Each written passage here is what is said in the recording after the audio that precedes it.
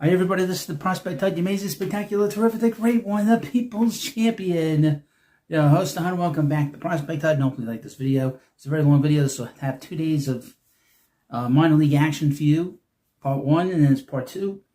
And Part 2 will be going on to Facebook. Here's what happened on Saturday. Pache reaches base 5 times. Now, I just don't talk about the minor league players that are prospects, but also all the minor leaguers.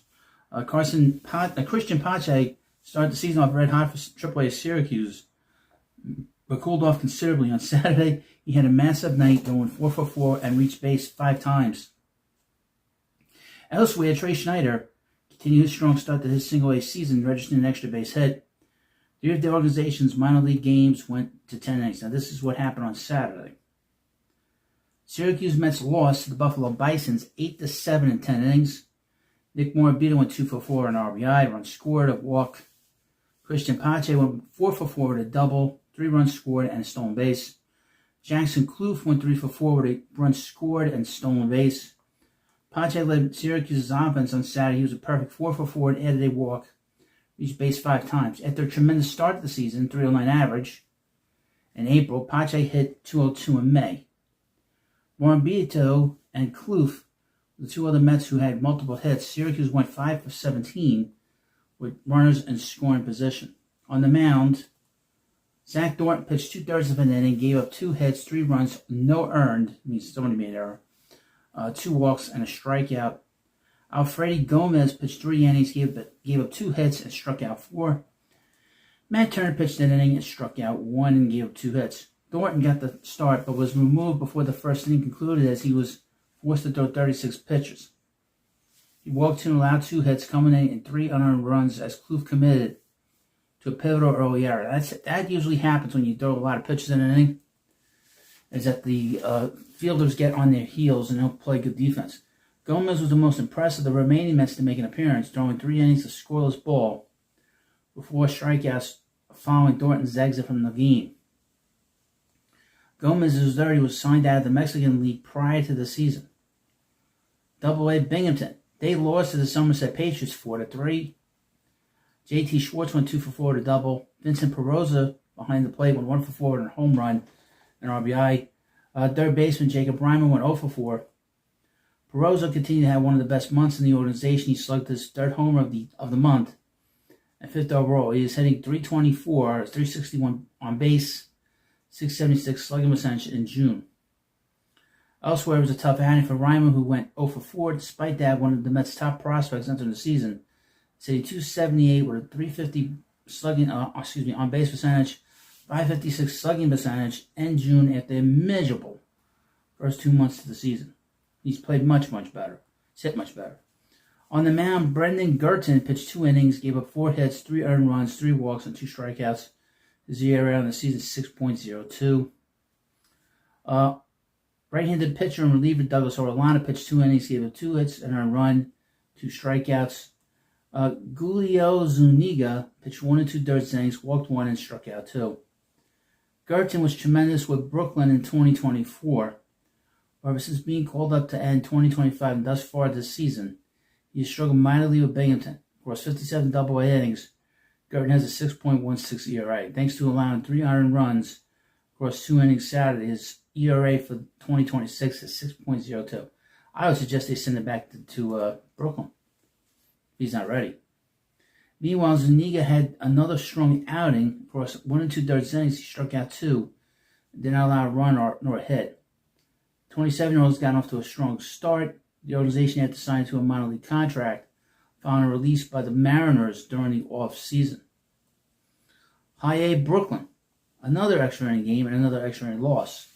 The Cyclones lost to the Frederick Keys 5-4, and the Cyclones are 24-37. Mitch Voigt went 1 for 4 with a double. His OPS is 722. Corey Collins went 1 for 3 with a home run, an RBI, and a walk. His OPS is 796. It was another lackluster Saturday for the South Atlantic League's worst offense. Voigt and Collins were the lone bright spots. They combined to have 2 of the Cyclones' 3 extra base hits in the 10-inning affair. Collins had his 8th homer and drove in the 24th run of the season. Meanwhile, the former first-round pick, Voigt, doubled for his lone hit. On the mound, Noah Hall pitched 5 innings, gave up 6 hits, 2 runs, 2 were earned, 3 walks, 2 strikeouts. His ERA on the season is 5.65. Right-handed Christopher Gomez pitched an inning, struck out 2.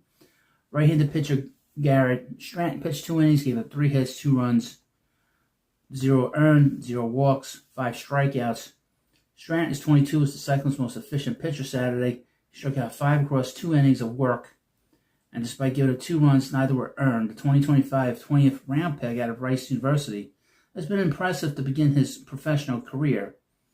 Through 30 2/3 innings, he has a 2.64 ERA and 44 strikeouts.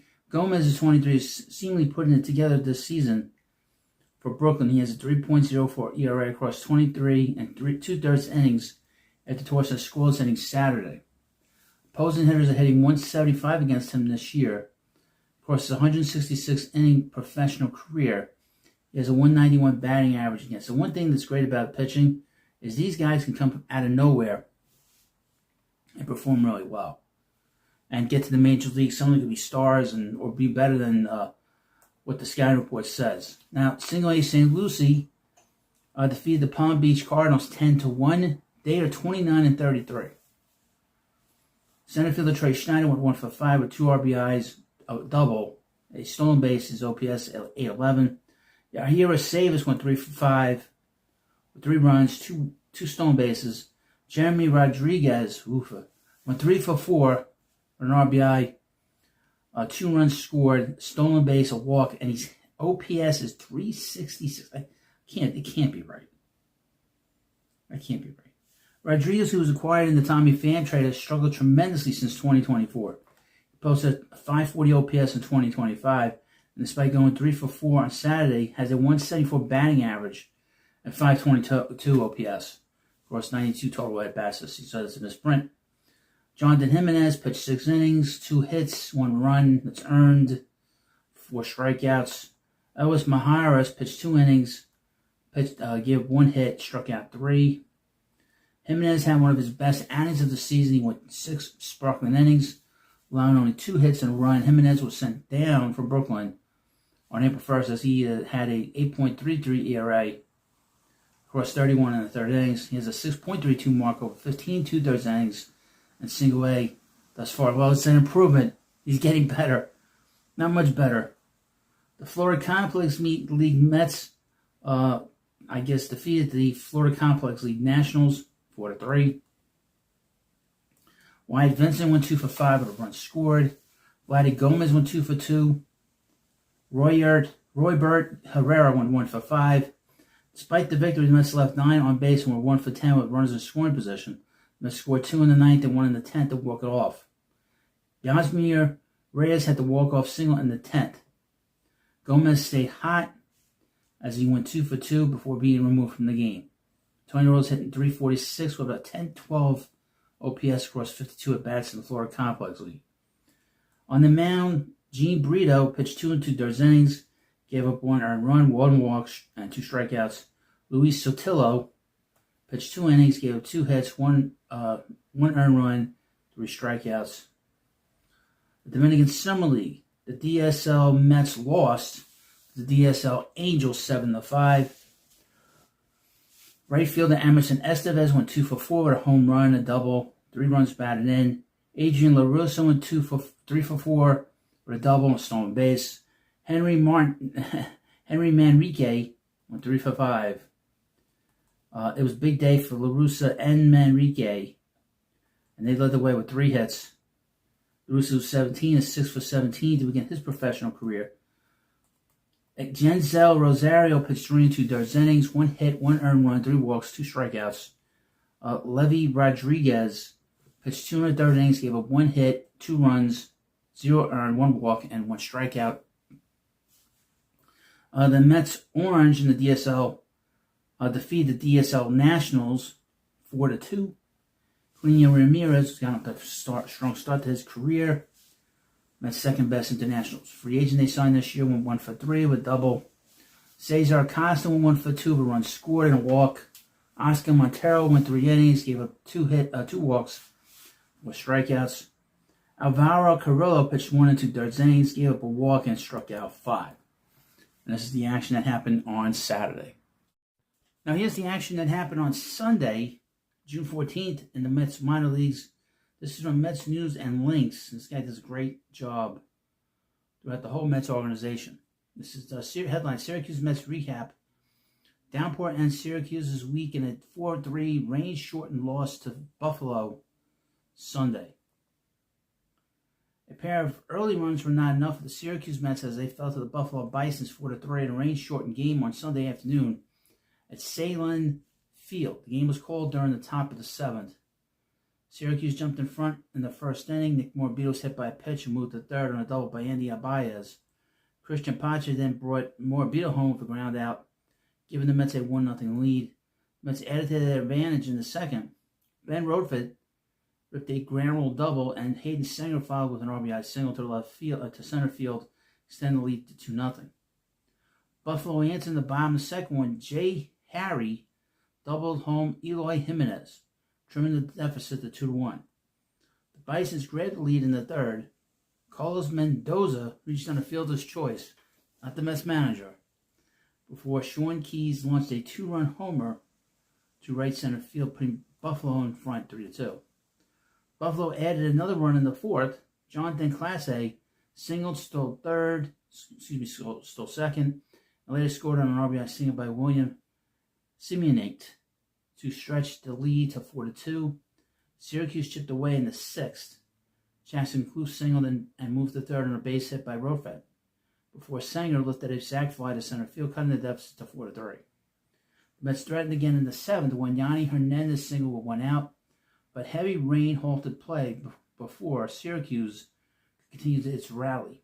On the mound, Jonathan allowed 4 runs over 5 innings, struck out 6, and walked 1 in his team-leading 11th start of the season. Jeffrey Young followed a scoreless 6th inning, striking out 2. The Mets went 1-5 in the week, only winning on Wednesday, and dropped below 500 for the first time since April 15th. Jonathan, what a disaster. He's gone back to the minor leagues, and he's not pitched well at all. And I am really concerned with the way he pitched here with the Mets. The first couple of innings he pitched really well, but then he reverted back, and he's not pitched well since he's gone back to AAA. Very concerning. Now again, this is from Mets News and Links, a Binghamton game recap. Reimer homers, Somerset walks off Binghamton in 10-0 in 10-inning series finale. The Binghamton Roan Ponies dropped the series finale as the Somerset Patriots and the Double-A affiliate of the Yankees walked it off in the 10th inning to win 7-6. The Patriots take the series 5-1 and finish the year 11-7 against Binghamton, as the two teams will not play in the second half of the season. Wow, already done. Somerset shortstop Owen Cobb laid down a sacrifice bunt, forced a throwing error from Binghamton third baseman Kevin Villavicino, allowing Kevin Verde to score the winning run. Binghamton got on the board first for the 4th inning, for the 4th time in the series, taking a 2-0 lead in the 2nd inning. Villavicino roped an RBI single to left field to score left fielder Vincent Perosa, who led off the inning with a double. Then first baseman T.T. Bowens followed an RBI double, scoring Villavicino. Oh, and I have to hear the name. Sometimes if I don't know the name, if I don't hear it, I don't have to say it. Over the final 2 games of the series, Bowens had 3 hits and 3 RBIs. Binghamton left-hander Max Green was scoreless entering the 3rd inning until Somerset took a 3-2 lead. Somerset tallied 4 hits in the inning as right fielder Gary Martin chalked up an RBI single, and center fielder DJ Gladney 2 batters later hit an RBI double. In the 4th inning, Somerset made it 6-2 behind 5 hits. Green was pulled with 1 out as left-hander Felipe De La Cruz took over. All 6 runs that crossed were earned by Green before De La Cruz got out of the jam. 6 consecutive batters reached base for the Patriots in the 4th inning as designated hitter Jackson Castillo and Martin led the way with RBI singles, and Cobb had his second double, this time for an RBI. Right-handed Ben Hess went 3 in the 3rd innings for Somerset, allowed 2 runs before Binghamton got to right-hander Chase Cheney. In the 5th inning, Jose Ramos made 6-4 with a 2-run single for his team's 34th RBI of the year. Then in the 7th inning, DH Jacob Reimer clubbed a game-tying 2-run homer to tie the game at 6-6. Reimer now has 6 homers on the year and 2 from TD Bank Ballpark. Binghamton's bullpen was fantastic as right-hander Zach Peak pitched 2 innings, Carlos Guzman pitched 2 innings, and Saul Garcia pitched an inning. All did not allow a run in relief. Right-hander Dan Hammer got the ball in the 10th inning and received the loss, but his run was not earned.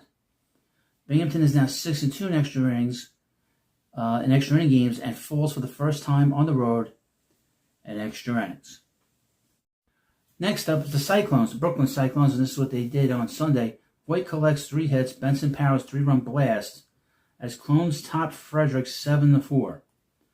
Shortstop Mitch Voit pieced together a 3-hit day, while right fielder J.T. Benson launched a 3-run homer as the Cyclones grabbed the series finale against Frederick on Sunday afternoon 7-4. With the win, Brooklyn earns a series split, taking 3 of the 6 games this week against the Orioles' High A affiliate. The Cyclones scored at least 7 runs in all 3 of their victories this week against the Keys. Voit collected singles in the 1st, 3rd, and 6th inning. The 2025 first-round pick collected 2 RBIs and scored one of Brooklyn's 7 runs. Meanwhile, Benson finished the day 1 for 3 with a 3-run homer and 2 runs scored. Right-handed pitcher Jose Chirinos continued his strong start in the South Atlantic League, picking up his first High A win. The right-hander allowed 2 runs over 5 innings of work and 1 run was earned. Chirinos struck out 6 and walked only 2. The Cyclones got the scoring started with a crooked number in the 3rd. Center fielder Sam Biller started the frame with a base hit. Biller would take second base on an errant pickoff attempt. After a ground out, Voit whacked his 2nd of 3 singles on the day, scoring Biller to plate the game's first run. Voit proceeded to steal both 2nd and 3rd, with the runners on the corners. Catcher Ryan Stafford unnecessarily drew to second base on a stolen base attempt on ball 4. From there, Benson launched his 3-run home run. Frederick responded with a pair in the top of the 4th. Designated hitter Victor Figueroa gave Frederick his first run of the game with a solo homer, his 2nd straight day with a long ball. The Keys grabbed a 2nd run in the frame when left fielder Braylon Tavara grounded a ball that got by 3rd baseman Jonathan Enriquez for an E5 to play the run. Frederick cut his deficit to just 2 runs in the 6th with 1 out and a man on 3rd. Tavara skied a sac fly to the outfield, making a 5-3 game. Brooklyn grabbed some insurance with 2 more in the 6th, thanks to RBI knocks from Voit and DH Nick Roselli. The Keys got 1 back in the 7th on an RBI single from Figueroa, but would scratch across nothing further, despite bringing the tying run to the plate in the 9th. The Cyclones returned to action on Tuesday night in Wilmington. Okay. And here's your final recap of the Mets' action in the minor leagues on Sunday. The St. Lucie Mets pitching shines again in 3-1 rain-shortened win. The St. Lucie Mets capped off their best series this season with a 3-1 win over the Palm Beach Cardinals and take home a 5-1 series victory. Mets pitchers once again shined, striking out 7 batters, allowing just 3 hits and 1 run. Mets starter Cam Tilley once again dominated, having entered today's game throwing 11 in the 3rd innings of no-hit baseball at Roger Dean's Chevrolet Stadium. Tilley would pitch an additional 2 innings with no hits until Palm Beach finally ended the streak at 13 and 3rd innings with a double from Jonathan Mejia in the 3rd. Fortunately, Tilley's day would be cut short after he exited the game in the 4th due to injury. Tilley finished the game with a final line of 3 2/3 innings, 2 hits, 1 run, 0 earned runs, 0 walks, and 3 strikeouts. Tilley finished the week against Palm Beach with 10 innings, 3 walks, 2 hits, 1 run, and 7 strikeouts. We'll have to find out what happened here. That's not good news. So he pitched great. St. Lucie would strike first after Simon Juan belted his 5th home run of the year to left field, 104 miles per hour off the bat, but 386 feet. Juan's home was just the 2nd of the series for the Mets. This was the 4th game in which the Mets would score first and go on to win. Cam Tilly was followed by Christian Rodriguez, who cruised through 2 innings, allowing just 1 hit.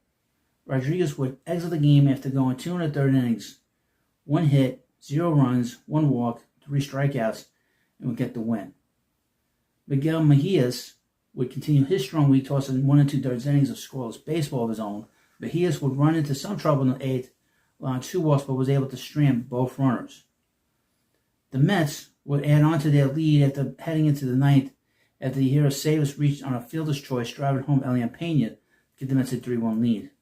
Before the 9th inning could start, heavy rain would fall, forcing the ground school to pull the tarp and put the game into a rain delay. After about an hour delay, the game would be called, giving the Mets a 3-1 victory in 8 innings. So that's what happened in St. Lucie. Rains all the time, Florida. And of course, thank you for watching this video. Please subscribe, and I'll see you later. Got some Mets news for you. It might not be good news. It's that Mets starting pitcher and right-hander Christian Scott is going on the injured list with some kind of hip issue. The word is it's not serious, but it has anything to do with the hip. It didn't sound good to me. But there hasn't been a corresponding move yet, but I just want to let people know if you're not on X, and if you're on Facebook and you're on YouTube and you didn't hear about it, you didn't see it, please, of course, follow me and subscribe. And, of course, it's a beautiful day in New York. The Mets are playing Cincinnati today, and they're playing pretty good. They're playing, hopefully they can get some wins here in Cincinnati. And thank you for watching. Have a good day, and I'll see you later. All right, everybody, this is the Prospect Hut, the amazing, spectacular, terrific, the great one, the People's Champion. Your host, and welcome back to Prospect Hut, and hopefully you like this video. Let's talk about the Mets minor leagues here at the Hut, and this is at the Prospect Hut. Hurtado dominating for the Brooklyn Cyclones. Now, we do daily reports here from other sources, and I try to do the best I can. The thing is, I've not seen a lot of these players, not most of them, and try to give you the best analysis I can. Davio Hurtado threw 5 scoreless innings Friday in High A Brooklyn's 13-4 rout of Frederick. The 21-year-old Cuban lefty has allowed 1 earned run in 13 innings with the Cyclones. He has struck out 28 and walked 4 in 27 innings combined at Brooklyn and St. Lucie. The Mets signed Hurtado to a $640,000 bonus and international free agency in January of 2023. So he's a Billy Epler guy. The Syracuse Mets lost the Buffalo Bisons 4-1. Nick Morabito went 1 for 4 with an RBI, 3 strikeouts. A little concerned about him. He didn't look too good in with the Mets, and he has that, but he's been okay in AAA since. Designated hitter Kevin Parada 1 for 3. His OPS is 931. Ryan Clifford went 0 for 3. OPS is 734. Sort of, treading water. Parada was promoted from Brooklyn despite posting a 523 OPS in 29 games there, and has flourished at Syracuse ever since. He's 16 for 44 to 364 batting average in 15 games. The 24-year-old has a first-round pick. Was a first-round pick in 2022. It's interesting to see. Maybe he'll be in the majors. Might not be a prospect anymore, but he could be an interesting contributor in the major league level. I think he'll be in the majors at some point. On the mound, Jack Weisenberger pitched 4 innings, gave an earned run, 4 hits, 3 walks, and 4 strikeouts. Jeffrey Yan pitched an inning, walked 2, struck out 3. This was Yan's Syracuse debut after he struck out 45 in 26 2/3 innings at Binghamton while pitching to a 3.71 ERA. He plays with passion. Okay. They have a separate video here. The Binghamton Roan Ponies defeated the Somerset Patriots 7-5. Nick LaRusso went 3 for 5 with a home run, a double, 5 RBIs, and a strikeout. Eli Serrano III went 2 for 3 with a double, 2 stolen bases, 3 runs, 2 walks. Chris Suarez went 1 for 5 with a home run, 2 strikeouts. LaRusso's 3-run homer broke a 4-4 tie with 2 out in the 9th. Suarez homer for the 2nd straight game, a 413-foot blast to left. Now, LaRusso played for the Long Island Ducks this year, and he had been with the Mets and drafted by the Mets, but then I guess the Mets released him or he got let go, and then he played with the Ducks, and then the Mets re-signed him, brought him back. On the mound, left-handed pitcher Jonathan Santucci pitched 4 innings, gave 3 earned runs, 4 hits, 5 walks, 5 Ks, and a home run. His ERA in the season is 4.13. He's the Mets' best lefty pitcher. This was the third time in 12 starts that Santucci, 23, allowed 3 earned runs or more. He has struck out 68 and walked 29 and 56 and 2 innings. 29 walks is too high. He is the number 8 Mets prospect in the MLB pipeline, the third-ranked pitcher behind Jonah Tong and Jack Wenninger. I'm going to sort of keep this in mind for you folks. Jonah Tong's stock is starting to fall. Okay, so keep that in mind. I'm not happy with his performance. Concerning by this, and people are concerned by the way he's pitched. The Brooklyn Cyclones crushed the Frederick Keys 13-4. Jonathan Henriquez went 1 for 4 with a double and RBI. Colin Houck went 2 for 5 with a home run, 4 RBIs, 2 stolen bases, 2 runs scored, and a strikeout. Davison Gutierrez went 2 for 4 with a double, 2 RBIs, and a run scored and a walk. Mitch Voigt went 1 for 4 with 2 RBIs, a stolen base, a hit by pitch. His OPS in the season is .718. John Bay went 1 for 3 with a home run, 3 runs scored, and 2 walks. His OPS at .812. Brooklyn has started to pick up a little bit over the last few weeks since they called up guys like John Bay. Houck's 3-run homer was a towering drive to the opposite field. Bay leads the team in homers, and Voigt leads the team in stolen bases. On the mound, Davio Hurtado pitched 5 innings, gave up a hit, a walk, 2 strikeouts for the win. And Port St. Lucie. St. Lucie Mets defeated the Palm Beach Cardinals 2-1. Trey Schneider went 1 for 4 with a double. Yahira Savas went 1 for 4. Jackson Hake went 1 for 2 with a double, 2 runs batted in. Savas showed off the arm, now in a run at the plate trying to score on a fly ball to right. He's a right fielder. 22-year-old is 9 for 25 with 6 doubles, 4 walks, and a stolen base in his last 7 games. On the mound, right-handed pitcher Joe Lara pitched 3 innings, gave up 2 hits, 3 walks, and 2 strikeouts. Zach Mack, one of the best names in the minor leagues, the Mets, went 2 innings, got 3 strikeouts for the save. And the Florida Complex League, the Mets lost to the Marlins in 9 innings, 4-3. Roybert Herrera went 2 for 4 with a stolen base. Herrera, an 18-year-old from Venezuela, is 10 for 23 with 2 doubles and a homer in 9 games. Right-handed pitcher Camden Lohman went 4 innings, gave up a walk, and struck out 6. Lohman, an 8th-round pick last year out of Missouri High School, retired 12 of the 13 bats he faced in his best outing of the year. Came after his worst showing. Last time out, the 19-year-old gave up 6 earned runs and only recorded 1 out.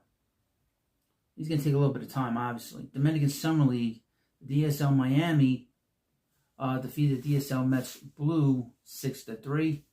John Han Sanchez went 1 for 2 with a run scored, a walk, and a strikeout. Sanchez, 19 of Venezuela, is 11 for 26 with a home run, 2 doubles, and 6 stolen bases. He's a right fielder.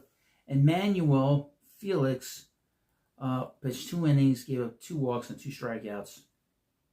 The DSL Mets Orange defeated the DSL Arizona Red 9-3. Cesar Acosta went 3 for 4 to triple, 3 runs scored. 3 RBIs and a stolen base. Yonel Coelho went 3 for 4 with a triple, an RBI, 4 stolen bases, and 2 runs. Anthony Delgado went 1 for 4 with a home run.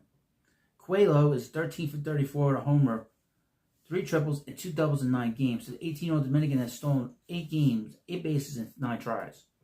Right-handed pitcher Randy Guzman pitched 3 2/3 gave up 3 hits, a walk, struck out 6. He has thrown 7 2/3 innings, scoreless so far in the season, struck out 8, and walked 2 over 2 outings. So you let me know what you think about this video, and of course, please subscribe to the Baseball Hut on YouTube and follow me on Facebook, and I'll see you later.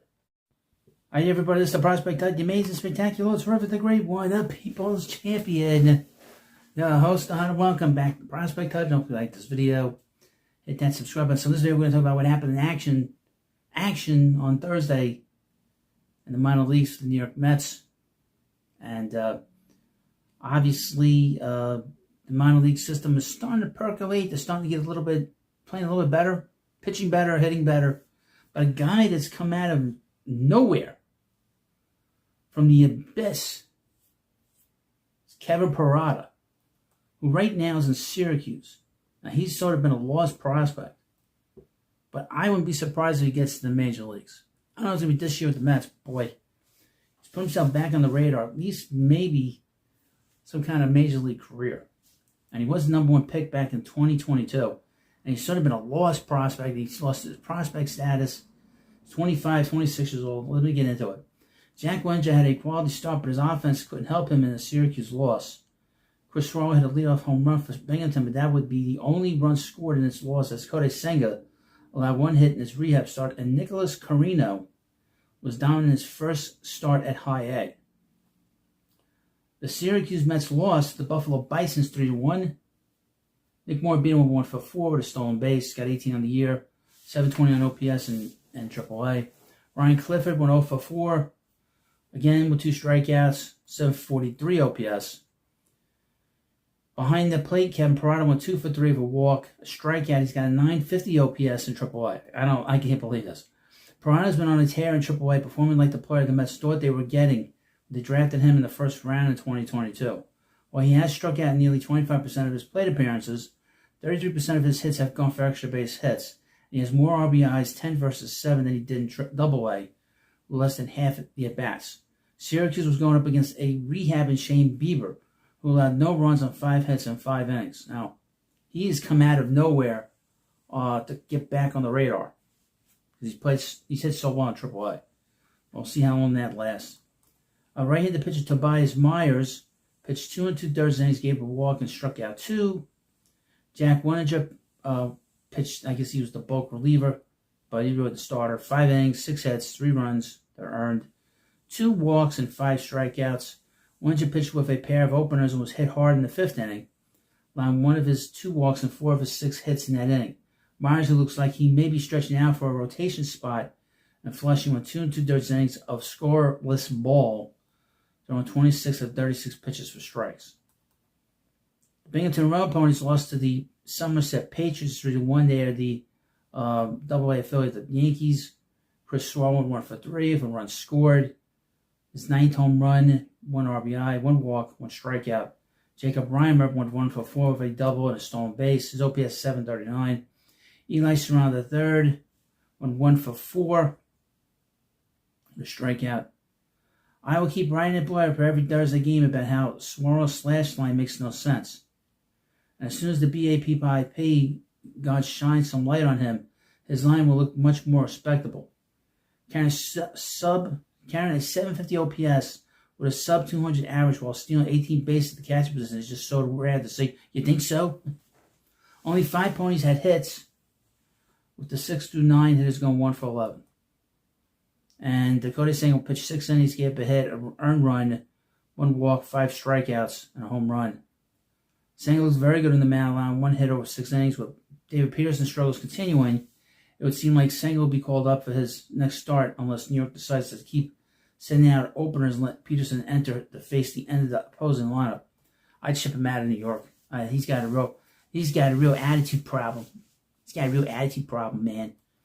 The Brooklyn Cyclones lost to the Frederick Keys 3-2.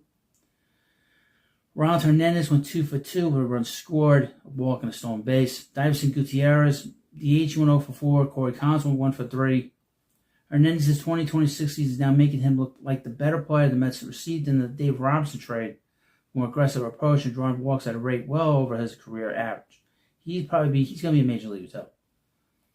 Left-handed pitcher Nicholas Carino pitched 6 innings, gave a 1 earned run, 1 walk, 2 walks, 9 strikeouts, and a home run. Carino's quickly putting himself into top 30 consideration in the system, dominating his first outing in High A. While the control isn't great, walking 23 and hitting 7 batters on the year, the 20-year-old has only allowed 27 hits in 47 innings. That's unacceptable. He's got to get those walks down. And he's putting 30 men on with over 47 innings. Why did they send him to Brooklyn? The St. Lucie Mets defeated the Palm Beach Cardinals 2-0. Elian Pena went 0-for-5. Yahiro Savas went 2-for-3 for a double and a walk. Antonio Jimenez went 0-for-2 with 2 walks and a strikeout. His OPS down there is 706, much better. Brownie DeOlio went 1-for-4 with a double, a strikeout.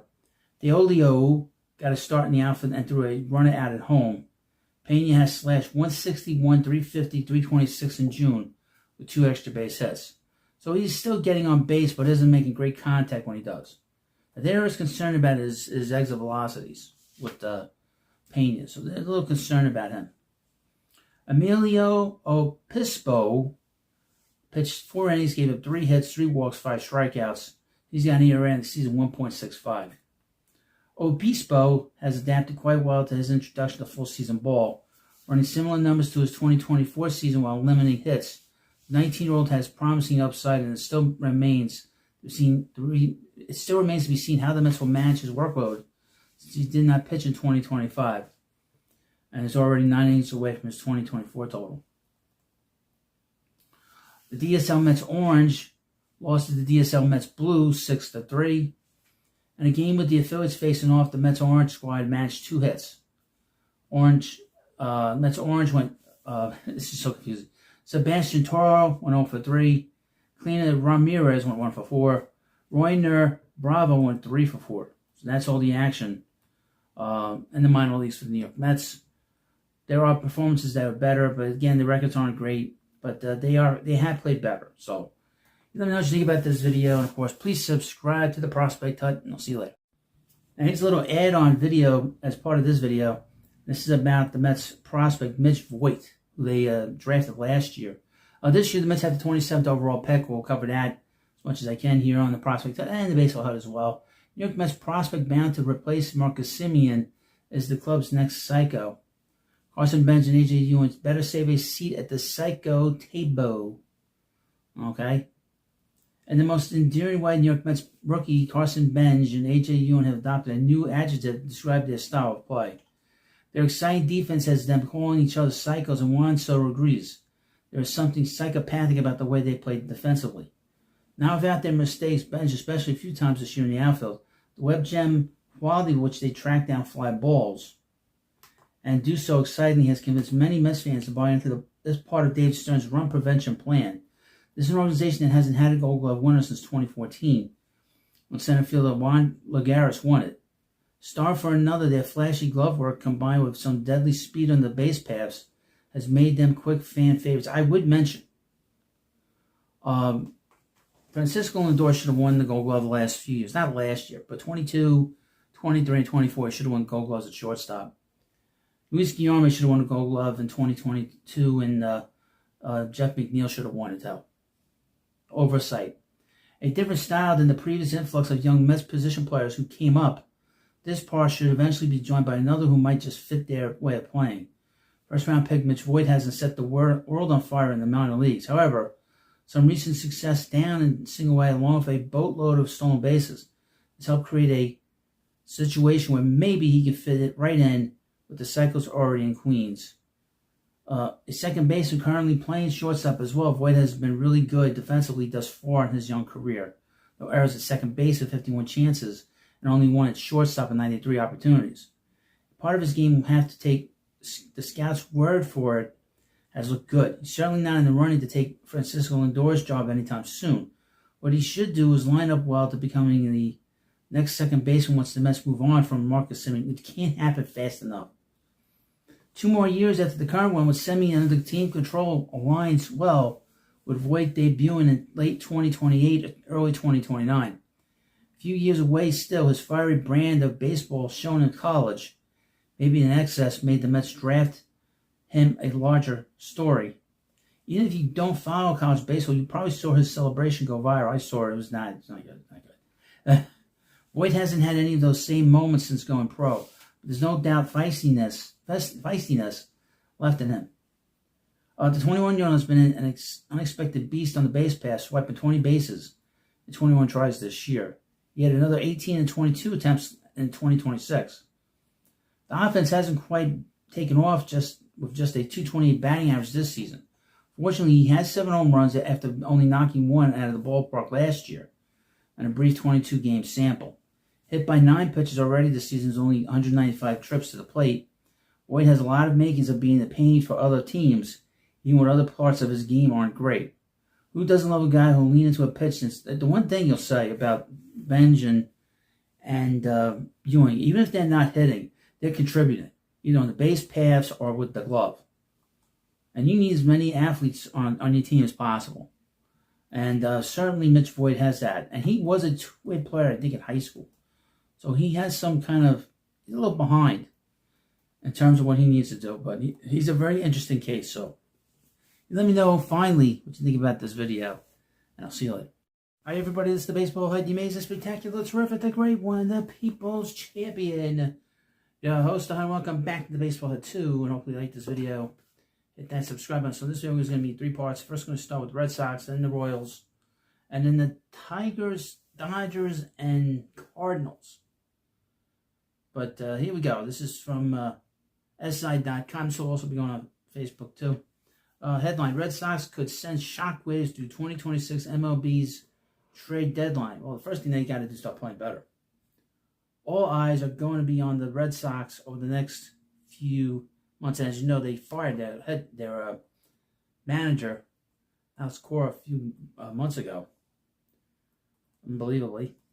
Guy won World Series there, but they need to make a change. We're just under 2 months away from the 2026 Major League Baseball trade deadline, yet we're starting to see deals pop up around the league. On Thursday, the Phillies and White Sox connected on a deal to send outfielder Derek Hill, I'll get it right, to Philadelphia. On Wednesday, the Milwaukee Brewers trade hurler Jacob Goosepack to the Detroit Tigers. This is just the beginning, though. Oh, my God. Just insane action on the trade market. Derek Hill. I'll get it right. Sorry. Over the next 2 months, SI is going to see a lot more. We're all going to see a lot more across the league. And biggest X factor to follow ahead of the deadline, arguably, is going to be the Boston Red Sox. The Red Sox have talent, but it hasn't led to wins. Boston is 12 games of the 500, 27-39.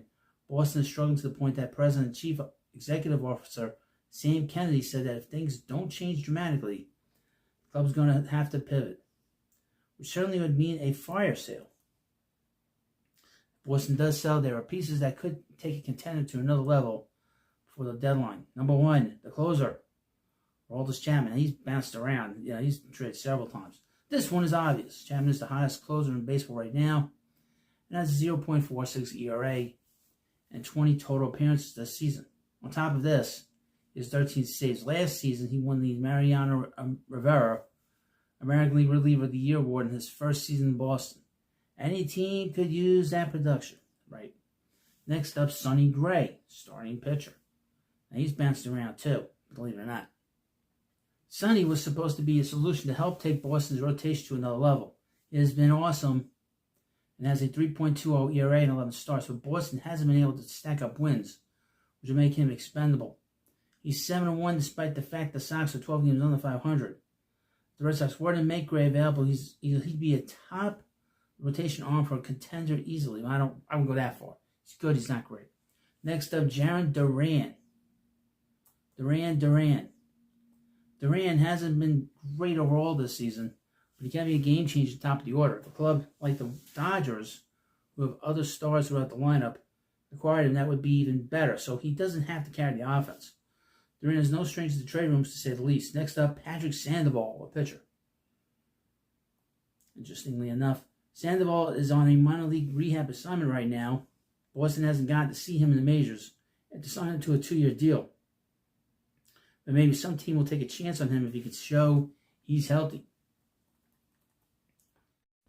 Next up in this video is the Kansas City Royals. This is from Kings of Coughlin.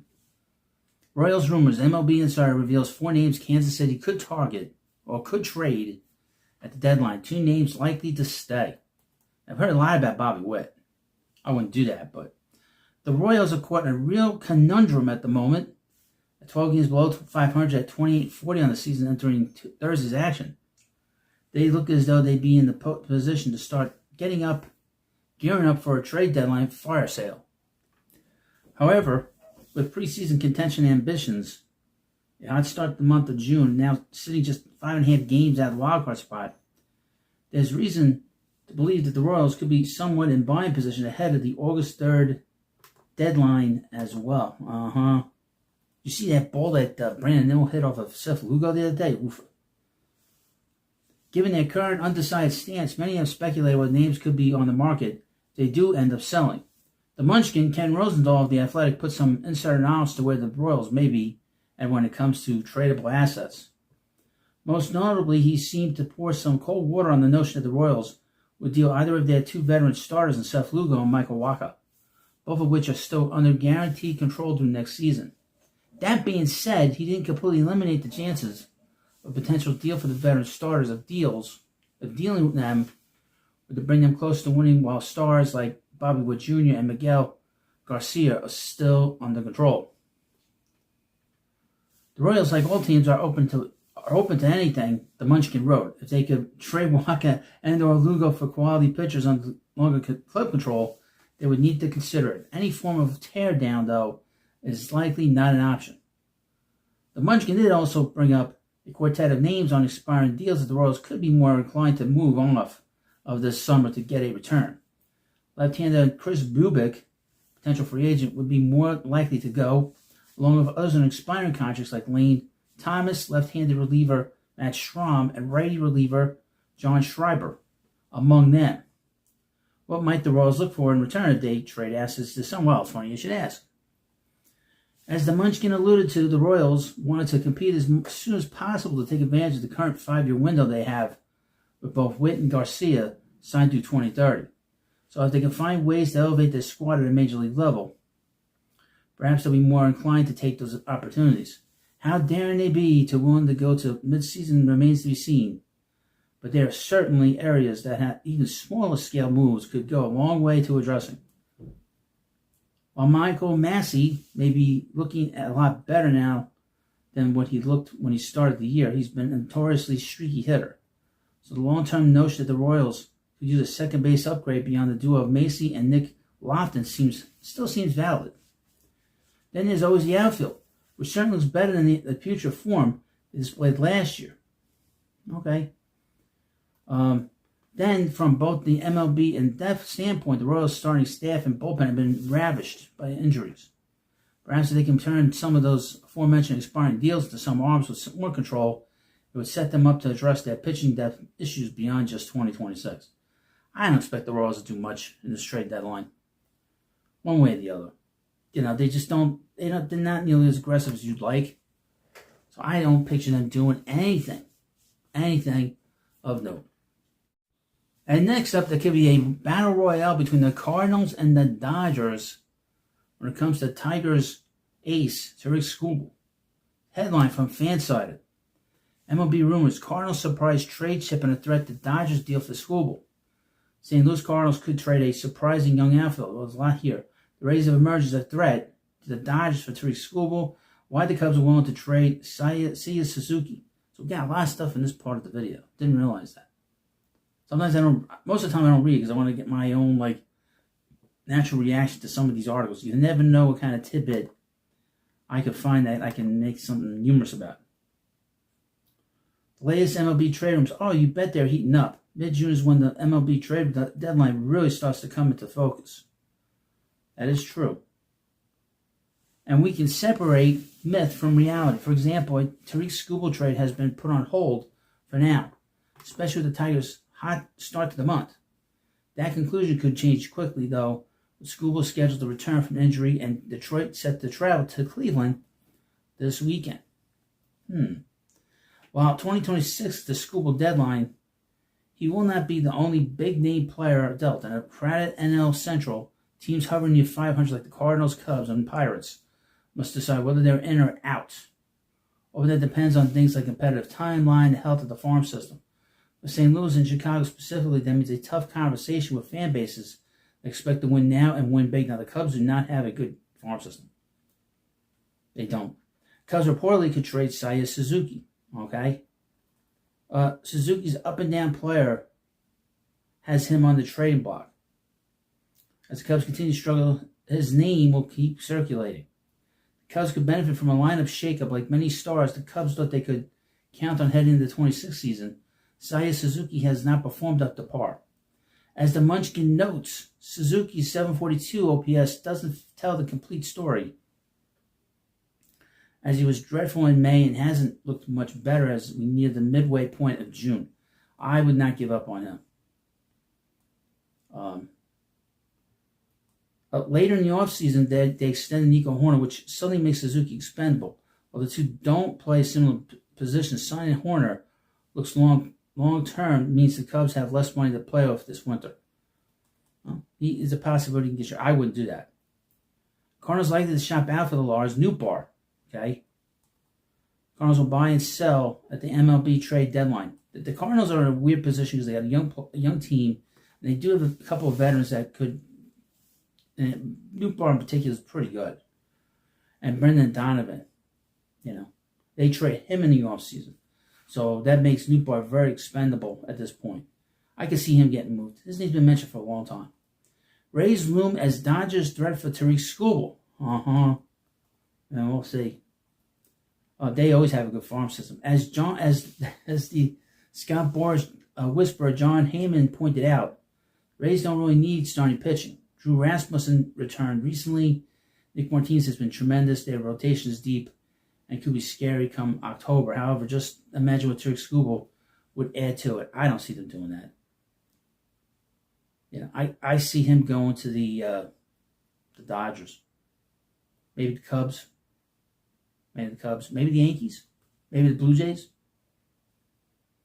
And whatever team he goes to, he'll go somewhere else in the offseason. So, if you trade him, you're going to give up players that you might not get anything for him after all this. The teams that are going to go for him are teams that are right on the cusp of winning a World Series. And he'll get them over the top. Teams like the White Sox stay away, the Cardinals stay away. They're young. They need to sort of have a little bit of a year where they can have a good year and not have anything added pressure on. And just play the season out. Maybe trading Nootbaar, that makes sense, but these teams should stay away. So, let me know what you think about this video. And of course, please subscribe to the Baseball Hut and follow me on Facebook, and I'll see you later. Hi, everybody. This is the Prospect Hut, the amazing, spectacular, terrific, the great one, the people's champion, your host. And of course, welcome back to the Prospect Hut. And hopefully, this video also on Facebook, and this will be going on Facebook as well. So, if you're on Facebook for the Baseball Hut, Prospect videos will go on there. So it's a little bit of a different thing that I have. Basically, everything will be on there for you Met fans. And, of course, we have a new thing on here. We have subscriptions on here for anybody willing to help out your host on Facebook. So thank you very much in advance. And, of course, I'll do shout-outs for you. Become a subscriber. So here we go. This is what happened on Tuesday. The big news on Tuesday was that the St. Lucie Mets tossed a combined no-hitter. Unbelievable. First time they've done that in a long time. You wanted to watch some minor league wins, forget about the major league team's terrible performance against the Cardinals. You're only in luck if you watch the St. Lucie Mets as every other level lost their game. Oh my God. It's been a real struggle at times for the Mets organization, every team down there. But they picked up a little bit better. They've been a little bit better of late. St. Lucie combined for a no-hitter, and that was pretty much all the positives from the Mets farm on Tuesday. Boy. The Buffalo Bisons defeat the Syracuse Mets 7-2. Nick Morabito went 0 for 3. Ryan Clifford went 0 for 2. Karen Parada went 1 for 2 with a home run. Runs scored an RBI. Syracuse Mets offense was largely quiet today, garnering only 2 runs on 6 hits with zero walks. Ryan Clifford continues to struggle while Kevin Parada has continued his hot streak. The game was called after only 5 innings, so the Syracuse Mets never got a chance to try to claw back. Oh boy. Now, that's the thing about Ryan Clifford. He strikes out a ton. I don't know what's going on with him. And Kevin Parada, what the hell has happened to him? The guy struggled with the minor leagues, and now he's in AAA. He's tearing it up. On the mound, Jonah Tom pitched 4 innings, gave up 5 hits, 4 earned runs, 4 walks. That's not going to cut it. And 4 strikeouts. And he didn't look great. And he had 2 performances here with the Mets a couple weeks ago. He looked good, and then in the last start, his last appearance, he was terrible. Daniel Duarte pitched an inning, gave a hit, 2 earned runs, a walk. Zach Peak pitched 2/3 of an inning, gave a run, 2 hits, 2 strikeouts. John Tom pitched on longer than usual rest and had a weird start. His velocity was down, but more concerning than that was his induced vertical break on his fastball was not just down. It was legitimately bad. Tom has usually averaged 19 to 20 inches of break, but today averaged 15.5. It is possible some of those fastballs were cutters that got confused as fastballs, It did top out at 19.7 inches of IVB, but this is something to watch. A misclassification would also explain why his fastball velocity was down while every other pitch was either the same or up. On the plus side, his new curveball slider slurve pitch continues to look better from the new arm slider. He didn't look great his last start for the Mets. In Double-A Binghamton, the Roma Ponies lost to the Somerset Patriots 10-2. Got crushed. Jacob Reimer went 1 for 3 with runs scored. Had a good May and a terrible April. Chris Suarez went 0 for 3. Eli Serrano III went 0 for 4. The Rome Ponies' offense was quiet today, amassing only 2 runs on 2 hits and 5 walks. Jacob Reimer continued his hot streak to June, logging another hit. Chris Suarez continues to look like a 3 true outcome player, while Eli Serrano continues to struggle. What's a 3 true 3 guy? A guy who strikes out a lot, hits home runs, and walks. R.J. Gordon pitched 3 1/3 innings, gave up 3 hits, 4 runs, 3 earned runs, 3 walks, 3 strikeouts. Douglas Orellana pitched up 1 2/3 innings, a hit, a walk, and 2 strikeouts. Dan Hammer got hammered in 2 innings, gave up 3 hits, 2 earned runs, 3 strikeouts. Brian Metalore pitched an inning, gave 2 hits, 4 runs, 0 earned. The Mets played poor defense in this game, I would assume. And 3 strikeouts. R.J. Gordon continues to struggle heavily and is now up to a 9.19 ERA. Ugh, that sucks. And High A Brooklyn, the Cyclones lost to Frederick 3-0. Now, right now, Brooklyn is now 22-35. Mitch Voigt went 0 for 4. John Bay went 1 for 3. The Brooklyn Cyclones offense was silent today, failing to score a run on only 4 hits and 1 walk. John Bay continues to be their best hitter, and he only has a 783 OPS. Mitch Voigt has been banged up, but better lately, though. Failed to get a hit today. On the mound, Jose Chirinos, who recently got promoted from St. Lucie, went 6 innings, gave 4 hits, 3 earned runs, 3 walks, 10 strikeouts for the loss. A bad performance. Dennis Correa went an inning and struck out 2. Ryan Dollar pitched an inning, gave a hit, struck out 2. Haas Brewer pitched an inning and struck out 2. Despite being the losing pitcher on the record, Jose Chirinos had a strong start, striking out 10 across 6 innings. He ran an incredible 52.3 whiff rate, and despite 3 walks overall, attacked the zone. For the most part, he has been a command over stuffed pitcher, but today he ran up to strikeouts. Bullpen was nearly flawless, striking out 6, walking no one and only giving up 1 hit. And now, Single A. St. Lucie Mets defeated the Palm Beach Cardinals 7-0. Elian Pena went 0 for 3, with 3 runs scored, a walk, and a stolen base. Antonio Jimenez, just gotten demoted from Brooklyn, went 1 for 4 with a home run, 2 runs scored, an RBI, a walk. Jeremy Rodriguez went 0 for 4. Trey Schneider went 1 for 4 with a triple. The one offense that showed up today in the true force was the St. Lucie offense, scoring 7 runs across 7 hits and 3 walks. Elian Pena has struggled for the past 5 weeks and seemed, even though he went hitless today, was still productive. Now, the Mets there are 26-32, so 6 games under 500.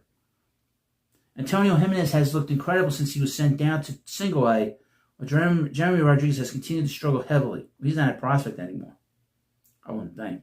Trey Schneider, now back from an injury, has started off hot, hitting a triple today.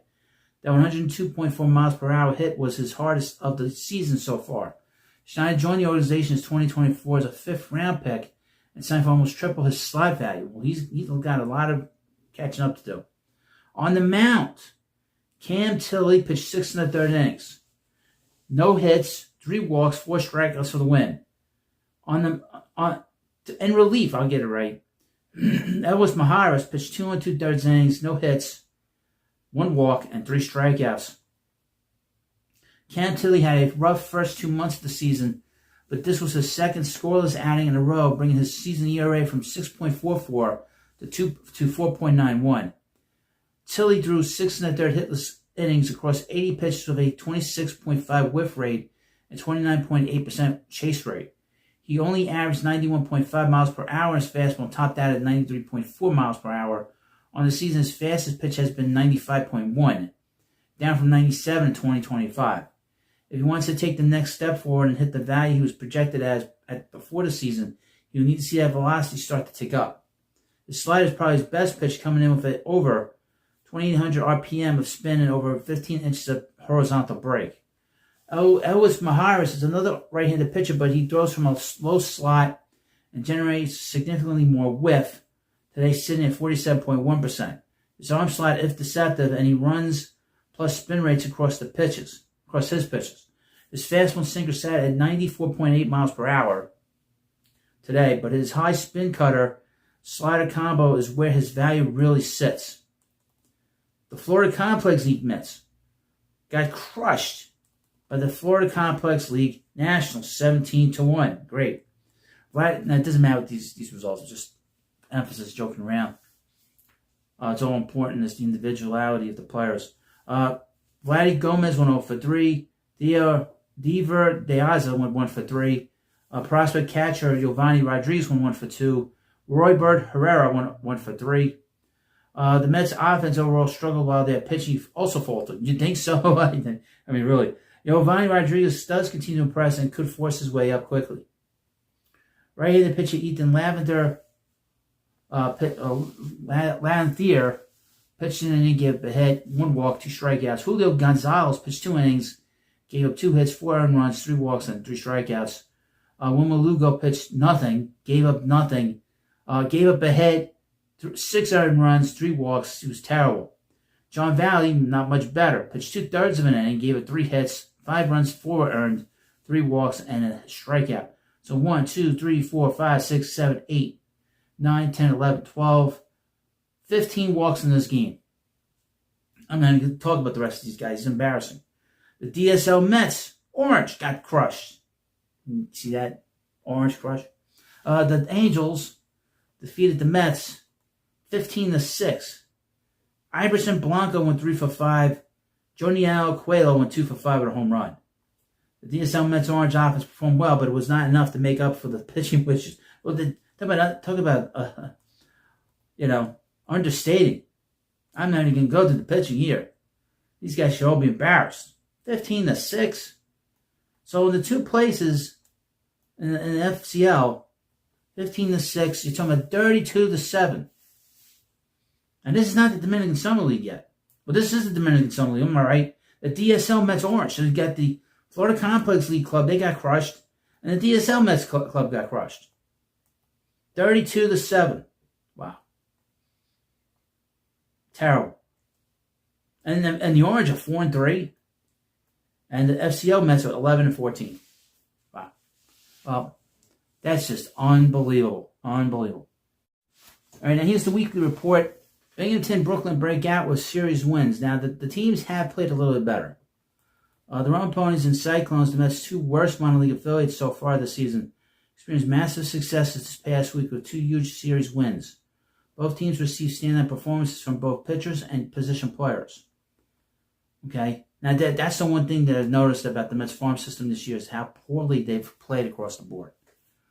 And last year was the opposite. They played great. Multiple championships through the whole system. But then when you start moving players around, players get promoted, and we've not gotten in the new influx of talent just yet, other than from the young guys they signed in internationally.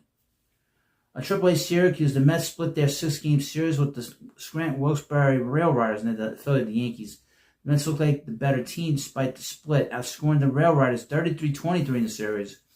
The Mets are now 33-30 and in 5th place in the International League East Division. That's going into Tuesday's action. Matt Ruddick led the team with 8 hits in the series, doing so in 18 at-bats. Ruddick homered, walked 6 times, and stole 2 bases. We're just going to skip to the prospects. He's kind of a prospect. Francisco Alvarez played in 4 rehab games. We know he's back with the Mets. We can skip that. Kodai Senga was scratched. But he did not pitch well in the 2 outings there in Syracuse. He had a 5.19 ERA in Syracuse. Zach Thornton looked really good in 2 appearances. 1 start for the Mets, Syracuse Mets, allowing 2 runs in 9 innings. Thornton allowed 6 hits and 6 walks. That's not good. While striking out 9. He now owns a 3.91 ERA in 5 games with Syracuse. Jack Weisenberger provided still a bulk outing out of the bullpen, tossing 5 1/3 scoreless innings. He allowed 3 hits and a walk while striking out 4. Weisenberger has mostly struggled in 6 games with Syracuse as he now owns a 5.40 ERA. Binghamton. The Binghamton Rum Ponies dominate the Reading Fighting Phils by winning 5 of 6 games in their series. Binghamton dropped the first game before rattling off 5 straight wins. Still, the Rum Ponies are 22-34 and in last place in the Eastern League Northeast Division. Aw.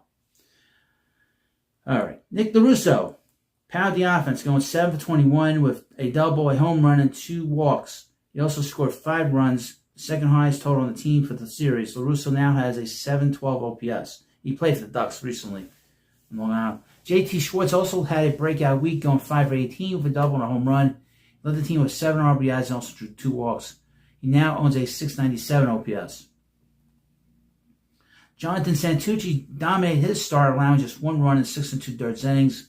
Santucci allowed 3 hits and 2 walks with 5 strikeouts, on his ERA to 3.93 in 11 starts. He's the Mets' best lefty in their organization, so he's a player of note.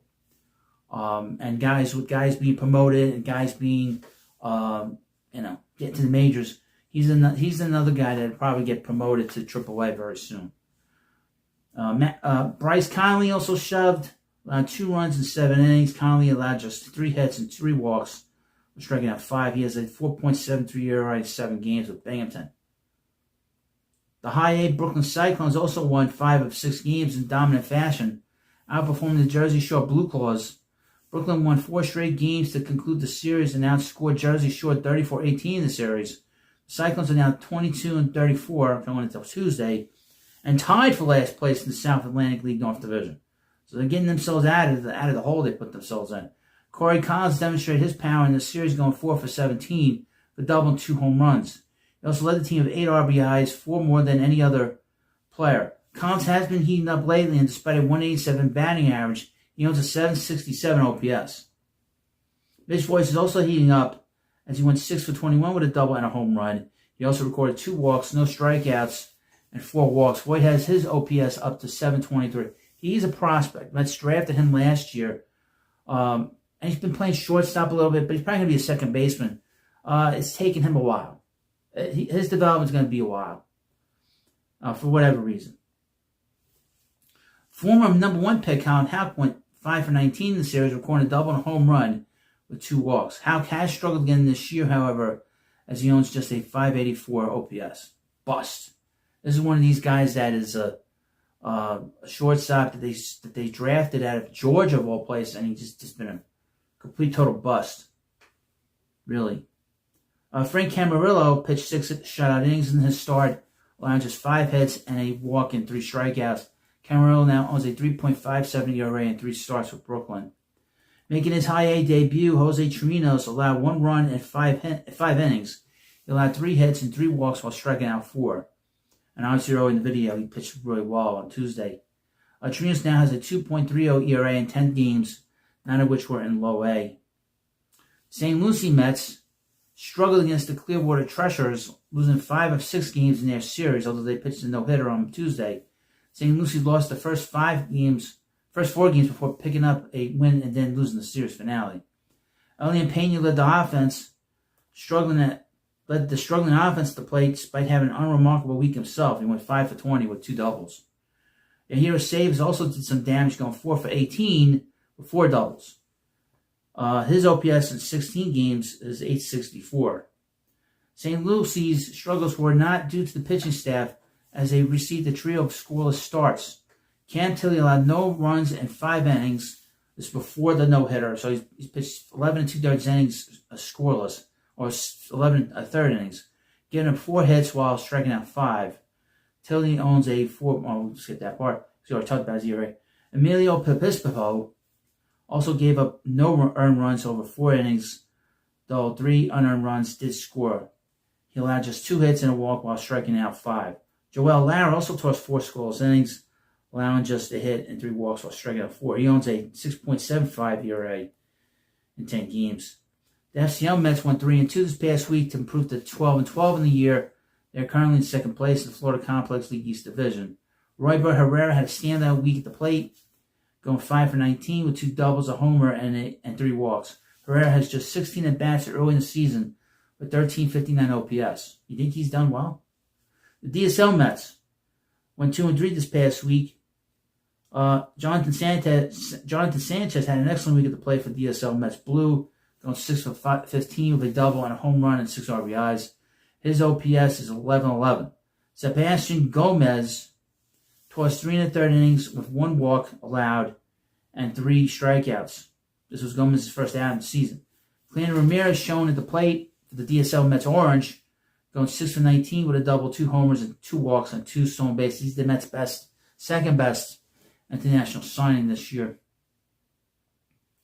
On the mound, Randy Guzman tossed 4 scoreless innings with 3 hits allowed, 1 walk allowed, and 2 strikeouts. This was Guzman's first outing of the season. So, Players of the Week, we'll skip that. It doesn't matter. What matters is these guys just get their time in, do well. The teams win, they win. If they don't, it doesn't matter. It doesn't matter. But, of course, you let me know what you think about this video. Of course, this is going on Facebook. I need you to hit the follow button, like button, whatever you want to call it. And, of course, if you're a regular viewer and you like what I'm doing, become a subscriber. It's a great way to support what I'm doing online and on Facebook in particular. So thank you for watching. I'll see you later. All right, everybody, this is the Baseball Head, the amazing, spectacular, terrific, the great one, the people's champion. Your host, the Head. Welcome back to the Baseball Head 2. Hopefully you like this video. Hit that subscribe button. Before we get this video, I want to let you know that I created another account on Facebook. It's called the Baseball Head 2, believe it or not. And I post everything on there that has nothing to do with the New York Mets on that account there. Facebook is great, by the way. But I'm not going anywhere. That videos that are going on here will go on there and vice versa. And there'll be some different things along the way. It's more of an overall baseball thing than it is with what we do here on YouTube. But let's get into these trade rumors already. And we're going to start out on a high note, but we're going to finish out, well, you can tell from the title. Let's start off with the Colorado Rockies. I know, what a great way to start. It's from MLB Trade Rumors. Headline, who might the Rockies put on the trade market? The player picture in both leagues is tight enough that few teams are locked into selling. The Rockies are one of the exceptions. Oh, you think so? They're again the worst team in MLB, sitting 18 games under 500 while being outscored by 99 runs. It's not quite as bleak as last year when they were arguably the worst team of all time. Well, the White Sox at 24 were pretty bad. But they're likely on the path to a 4th straight 100-plus loss campaign. That theoretically opens the door for the Rocks to get a jump in the trade market. Colorado and the Angels might be the only teams that can't cling to any hope about a 2026 turnaround. Almost every team remains reluctant to deal from an MLB roster 2 months out from the deadline. That could create an opportunity for the couple clearly non-competitive teams to move early. It doesn't seem that Colorado's approach, however.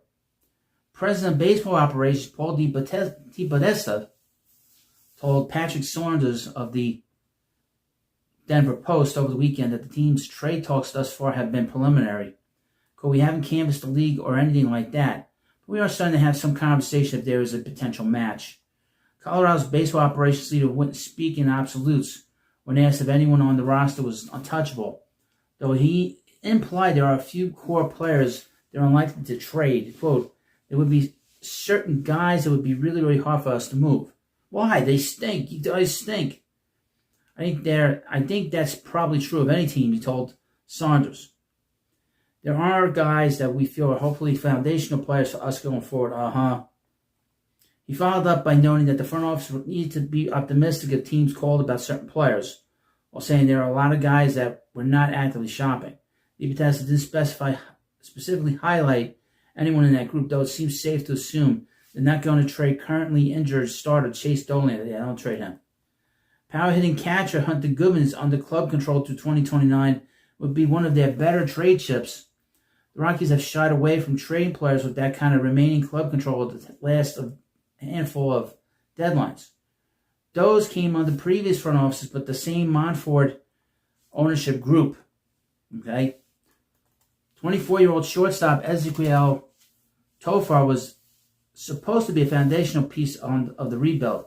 He signed for $51.5 million between 2027 and 2030 and is currently hitting .209 with a .259 on base at .323 slugging percentage on the season. Pathetic. Tovar is a gifted defender, but hasn't shown any signs of improvement in an overly aggressive approach in the batter's box. Boy, oh boy. Which players in the Rockies roster are they likely to ship over the next couple of weeks? First up, reliever Antonio Sensatella, is the most obvious candidate. The righty has gone from struggling starter and fringe roster player to quality late game arm. Yeah, he's going to get moved. He's playing on a $12 million contract, around $7 million of it, which is still owed. That'll probably drop to roughly 3.5 at the August 3rd deadline. Yeah, he's going to get moved. There aren't many other obvious trade candidates in the bullpen. There'd certainly be teams interested in taking a flyer on Seth Halverson. Jimmy Herget and Brennan Bernardino aren't going to net more than an organizational depth type. Colorado made a handful of one-year free agent rotation additions as potential deadline candidates. None of Jose Quintana, Michael Lorenzen, or Tomoyuki Sagano has pitched well enough to get much interest from a contender.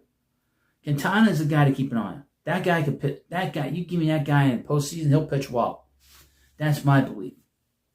Mickey Moniak and Jake McCarthy are each in their arbitration window and could get some interest as complementary outfielders. Moniak currently out with right ankle tendonitis has raked at Coors Field over the past season and a half. Okay? McCarthy's making just $1.525 million and controllable for 2 years after this one. He can play center, but is probably best suited in left. Right now he's hitting .282 with a .453 slugging percentage. Okay? I don't know about you, but the Rockies are bad for a reason. Next up are the New York Yankees. Now, the Yankees have had a problem. A big problem. They don't have Aaron Judge playing for them. He's out. And because he stress fractured a rib in his side. This guy is always hurt. You know, he puts up incredible numbers when he's healthy, but man, that guy gets hurt and he misses long periods of time. This is from Yahoo Sports. What are they going to be looking at the deadline? Because they're not going anywhere. And the American League is soft. They really are soft. New York Yankees are playing well at the moment despite Aaron Judge's injury absence. The Yankees are certainly hopeful that Judge can return sooner rather than later, but the ball club is finding success despite the circumstances. New York is going to buy at the MLB trade deadline, but what exactly will they pursue? What the Yankees need at the moment, well, funny you should mention. Brad Doolittle of ESPN recently answered the question. Doolittle wrote in a recent article that the New York could look to acquire a right-handed bat, third baseman, and bullpen help. Right-handed bat certainly makes sense as the Yankees feature a number of left-handed hitters in the lineup. Judge and Giancarlo Stanton are both injured. The ball club features other right-handed bats such as Jose Cabrera, Paul Goldschmidt, and Anthony Volpe, but bringing in another hitter would not be a bad idea. The Yankees could use some help at third base. Ryan McMahon has struggled for most of the season. Ahmed Rosario has been inconsistent for the most part. Trade for an everyday third baseman would provide New York with more certainty at the hot corner. Of course, bullpen help was mentioned. Every contender around the MLB world will surely be interested in acquiring at least one or two relievers. Bullpen arms are some of the most coveted players at the trade deadline every year. The Yankees have decisions to make and trades to pursue. However, there is plenty of time before the upcoming MLB trade deadline. Can I put in also a catcher? Because the last time I checked, Austin Wells has been terrible. He's been terrible. And I don't think they really want to play Ben Rice every day behind the plate. I think they like playing him at first and playing him behind the plate from time to time. But they have no production. I mean zero production behind the plate. And that's something they could certainly use a bat. A guy that can just catch a little bit and has a little bit of pop. That's kind of what they want behind the plate. So this is what the Yankees need. They need a right-handed bat, a third baseman that's better than McMahon, which is plenty of guys out there better than McMahon. Bullpen help and a catcher. And I mean a catcher that, could play most days. Doesn't have to be an everyday catcher, but a guy that has a little thump in his bat. And it's not an automatic out. I mean, Austin Wells, what a drop-off. He lit the world on fire when he got to the majors, and he's completely just cratered. Can't believe how bad he is. Just terrible. Terrible. And finally in this video, let's talk about the Chicago Cubs, who are right now sitting half a game back in the final wildcard spot and are in third place in the National League Central Division behind the Brewers and the Cardinals. Cardinals played well. In fact, they played the Mets this week in New York. They played the first game. They beat the hell out of the Mets on Monday, and Freddie Peralta.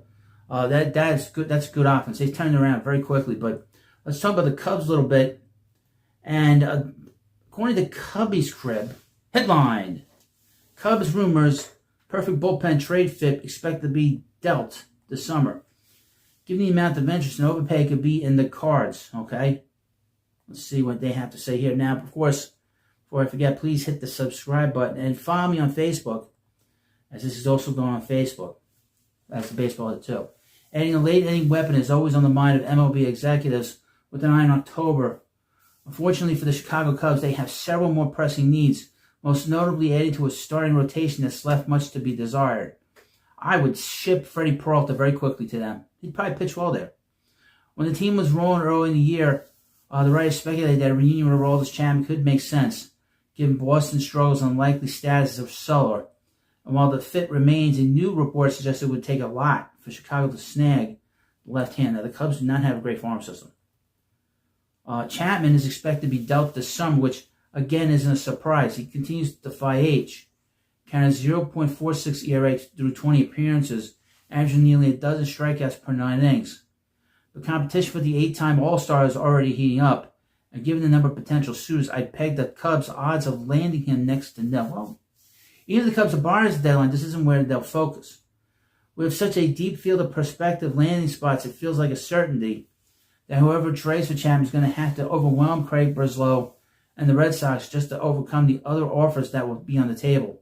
The Cubs' up and down play this season hardly puts them in a position to go all in. Well, they're only half game back the last wild card. It's all about getting into postseason, especially for a position that isn't even their most pressing need. One report suggests a return to Pittsburgh is a possibility, which could buoy the Pirates' hopes, returning to playoffs for the first time in more than a decade. We also mentioned about the National League Central. Everybody's above 500. As for the Cubs, even if they put some, I think they are, even if they put themselves in position, maybe I'm wrong, we'll see. I should have checked that before I started this video. Well, anyway, if they put themselves in a position to add at the deadline, odds are they focus almost exclusively on the rotation given the injuries they've sustained and the inconsistent results from Shota Aminaga and Jameson Taillon this year. So while you reunion with Chapman to commemorate the 10-year reunion of their first go-round together is easy to romanticize and would give Craig Counsell a devastating 1-2 punch alongside Daniel Palencia. It feels safe to say he'll call a new city home come August, but it won't be Chicago. Then what the hell did you write this article for? Just love these articles sometimes. So anyway, you let me know what you think about this video, and of course, please subscribe to the Baseball Head 2. Let me know what you think about what I said about the Rockies, the Yankees, and the Cubs. And of course, follow me on Facebook as the Baseball Head 2. And I'll see you later. Hi everybody, this is the Baseball Head, the amazing, spectacular, terrific, the great one, the people's champion, your host, the Hunter. Welcome back to the Baseball Head, and hopefully you like this video. Hit that subscribe button. So one of the things I love, and absolutely love to do online is make fun of the clowns at WFAN and the former clowns that used to work there, well, still clowns that used to work at WFAN on the fan, and all their crazy takes and all the stupid things they say. Now, your host is very reasonable. Just get it right out there in the open. I thought that the Mets should have sent Carson Benz down to the minor leagues, but I wasn't tweeting about it, wasn't posting about it on X or anywhere else. I was just mentioning I thought it was unfair that he didn't have a lot of experience in AAA. He's still getting his feet under him as a position player still after being a two-way player in college and in high school. So I've been very reasonable about my approach to him. But guys from WFAN still have this level of, reaction, sort of quick to react to everything that happens around them. And here we have a reaction, an overreaction from quote unquote the spaz. Sal Licata used to be at WFAN, and now he's independent. They fired him back in December from the radio station. He's been independent. His show has been okay. It's not nearly as good as Brandon Tierney's, but be that as it may. Let me read you this funny article. I haven't read it. It's from Bryson Apple. New York Mets rookie Carson Bench has been demoted on fire. Has been on fire since radio host Jinx wanted him demoted. Maybe it wasn't just an unlucky mustache holding him back. You know. Oh, boy. There's a reason why I call him Spaz, because he spazzes out. A 5-for-5 day at the plate on Sunday only furthered the narrative that maybe Carson Bench is a phenom in the making. Well, we thought that he was a superstar. I mean, I thought that he's extremely talented. A New York Mets rookie is now slashing .265 with a .325 on base, 408 slugging percentage for a .733 OPS. That is excellent for a young player. On the season, which, while not worthy of any all-time record pace, is significantly better than what he was doing for the first month of the season. He was hitting 179 in the first month. But he was doing things that was helping the Mets win games with his defense. They weren't a lot of games, but he was getting on base a little bit. He was stealing some bases. His defense is great. Even into May, there were those who doubted him. His drop fly ball against the Yankees on May 16th, despite a 3-for-4 day at the plate, had former WFAN host and current SNY voice. What I mean current? He's been there for a while. Well, they know something. He's currently there. SNY voice Spaz the Salicata calling for a demotion. Since then, thanks to Jolly Olive, we know Licata's power of jinxing the Mets can go both ways. I wouldn't go that far. It's usually in the wrong direction. Licata might be as well known in Atlanta as he is in New York. Back in 2022, his infamous and stupid declaration of the NL East being over became bulletin board material for the Atlanta Braves on their way toward winning the division by virtue of a tiebreaker over the Mets. I would mention about the Braves. I have no respect for their organization at all. There's something funny going on down there, and they've always felt that way. Felt that way for 30 years, folks. Not felt any different. Some of the great collapses always have the other team tying them, and it doesn't matter what collapses. 60-14, not so much the 60. Well, really the 51 Giants are a pretty good one. There's always some shenanigans going on for these teams that come back in it. We'll get into it here. Anyway, he later apologized in early October once the Mets had to settle for a wildcard berth, and the Braves were declared winners of the division. This should have been a tiebreak. I'm sorry. As an opinionated talk show host on radio, TV, and wherever you get your podcasts, the Spaz is never afraid to shy away from extreme takes. The demoting bench was one of his earlier ones this season, which has grown into becoming utterly ridiculous in less than a month's span. He's ridiculous. Really. I used to like him. He's such a weird guy. Benj is now right there among some of the best rookies in baseball. 2 hits shy of Sal Stewart of the Cincinnati Reds for the most hits in the league. The .733 OPS ranks 14th among all qualified rookies and is trending upward practically every week. Benj isn't an early favorite to take home Rookie of the Year honors, and yet he's not so far off at the rate he has played. Discovering his power, which he has done to some extent with 4 of his 7 home runs coming in the last 7 games, can catapult Benj into the conversation. Mets fans know better to blame or credit anything a pundit may say with how a player performs, but the call to send a high-performing rookie to the minor leagues because of one mistake comes out from the same voice who was so optimistically wrong about the Mets in the recent past. We need to point out. I also mentioned that he went after Pete Alonso pretty hard, which is what put him on, put a bullseye, made him a topic here at the Hut, and particularly the Baseball Hut too. But, these guys, they complained for a long time that YouTubers clickbait with the titles, but, they're all about clickbait. The original clickbait people are WFN hosts, and that goes way back to the time of Mike and the Mad Dog and all those guys too. It goes back to that time where they say something crazy, they get their names in the paper, and of course you get to and you go watch and listen to the next show, which is what they want. Now Salicata is he's a dope, this is a guy, he has all these connections, but he's a dope. And everybody talks to him. You watch his show on TV, the people that he works with, they kind of demean him, they kind of talk down to him a little bit. So, but the thing about Carson Bench, and I said this, is that the fact that he was a two-way player for most of his young life and young career, as an amateur, he's a little behind the sort of learning curve that other position players are at. But he's in a better position to learn every day as a position player than, say, Nolan McLean is, who plays every 5 days. So the learning curve is different. That's why he's been so hot, and that's Benj went 5 for 5. He had 10, I think he had 10 total bases in the game against the Padres. So he had an excellent game. He's got a great arm. He's an excellent player. And it's great to see we have some positive stuff to talk about here at the Baseball Hut and, of course, with the Mets. Now, please, of course, please like this video on YouTube and on Facebook. If you're on YouTube, please send me a super thanks for all the great work I do. And if you're on Facebook, they have a thing that's kind of similar to that. It's called Stars. I don't know much about it. I probably should study it more. But, I recently got activated on Facebook. It's a great way to support me on there. And, of course, thank you for watching. And I'll see you later. Hi, everybody. This is the Prospect Hut, the amazing, spectacular, terrific, the great one, the People's Champion. Your host, and welcome back to the Prospect Hut. And hope you like this video. And, of course, this is a part of the Baseball Hut. And you're watching on Facebook. I'm posting this on Facebook as well. Please follow me. And also we have a thing, I guess, similar to Super Chat. It's called Stars. So it's a great way to support your host on Facebook. And I can make a couple bucks. And if you do that, that would be wonderful. And we follow the Mets farm system here. Now, most of these players I've not seen.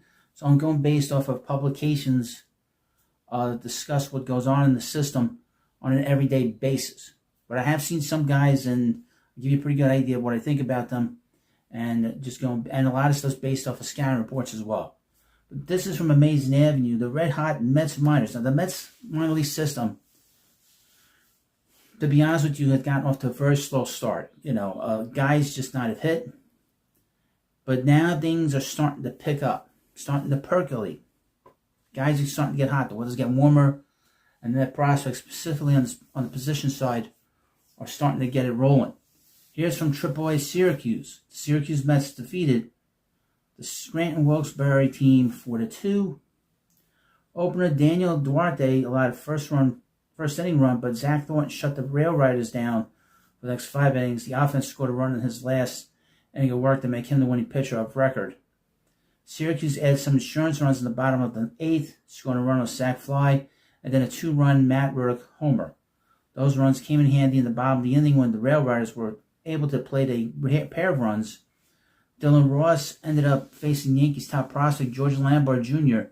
with 2 outs and the bases loaded, struck him out on 3 splitters to end the ball game and secure the series victory.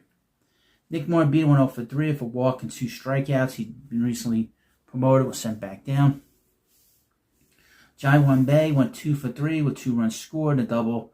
On rehab assignment, Francisco Alvarez was getting close to coming back. The Mets went 1 for 3. A run scored, a walk. Didn't have 2 pass balls, very troubling. Ryan Clifford, which I've talked a lot about, went 0 for 3. Played first base, his 7th error of the year. Christian Arroyo went 0 for 1. Matt Ruddick went 2 for 3 with a home run. Andy Ibanez went 0 for 4. Yanni Hernandez went 0 for 3. Christian Pache went 0 for 2. Jackson Kloof went 0 for 2. Daniel Duarte pitched 1 inning, gave 1 hit, 1 run, nothing earned, 1 walk, and a strikeout. Left-handed starter came in and did bulk relief in this game. Pitched 5 innings, gave 2 hits, 2 walks, and 5 strikeouts. Tobias Myers, who recently got sent down, pitched 2 innings, gave up a hit, a run scored, struck out a batter for the win.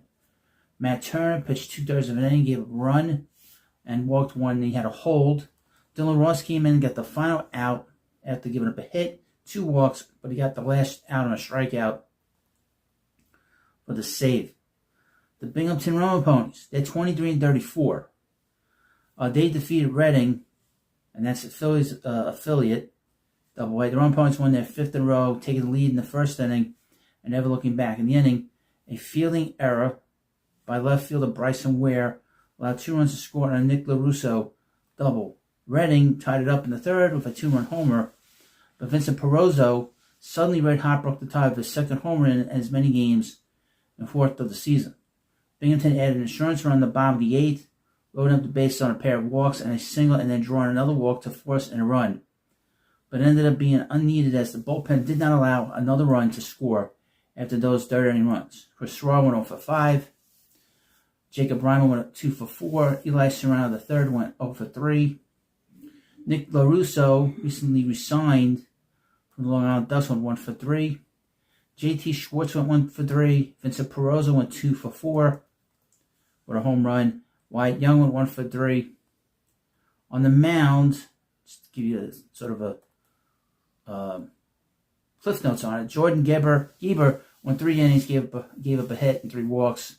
Jeffrey Yond, left-hander, pitched an inning, struck out 3, got the hold. Now we go to Brooklyn. The Brooklyn Cyclones at 21-34 defeated the Jersey Shore Blue Crabs 5-3. Things started out poorly for the Cyclones as started Noah Hall allowed a run in the bottom of the first and 2 more in the bottom of the second, but the offense came alive a little later in the game and eventually bailed him out. Iverson Gutierrez put Brooklyn on the board in the third, a sac fly, and then tied things up in the fifth with an RBI double that evened things up at 3-3. In the sixth, Mitch Voigt gave the Cyclones the lead with an RBI single, and Corey Collins extended the lead by a run with an RBI single of his own. Now, this team has struggled considerably offensively, and they're beginning to pick it up. They brought in some other guys from St. Lucie that have helped this offense, particularly John Bay. But Mitch Voigt went 2 for 6, scored 2 runs and an RBI. John Bay went 2 for 4 and scored a run. Corey Collins has been hot. He went 1 for 3 in the game with an RBI.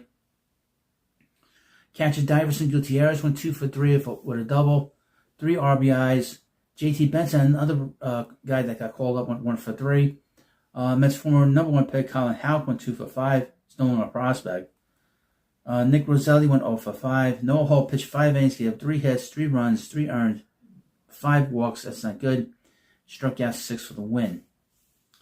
In St. Lucie, Clearwater defeated the Mets 11-8. We'll skip to the. And this team is 25-32. Elian Pena went 1 for 5 with a double, a walk, a strikeout. Antonio Jimenez, who got demoted to St. Lucie, went 0 for 3. Yahir Savas went 1 for 4. Julio Zayas went 2 for 5. Chase Megers went 2 for 4. Brian DeOlio went 1 for 5. Simon Juan went 1 for 5. Jeremy Rodriguez 1 for 3.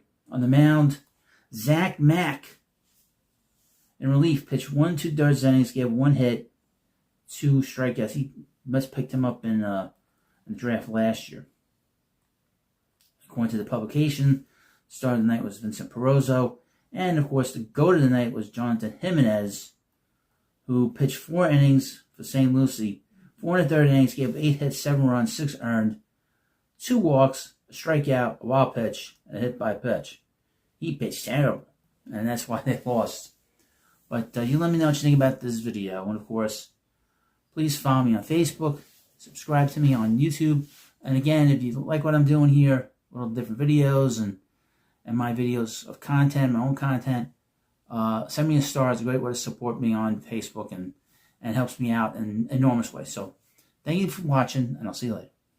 Hi, everybody. This is the Prospect Type, the amazing, spectacular, terrific, the great one, the People's Champion. Your host, Hunter. Welcome back to the Prospect Hut, and hopefully you like this video.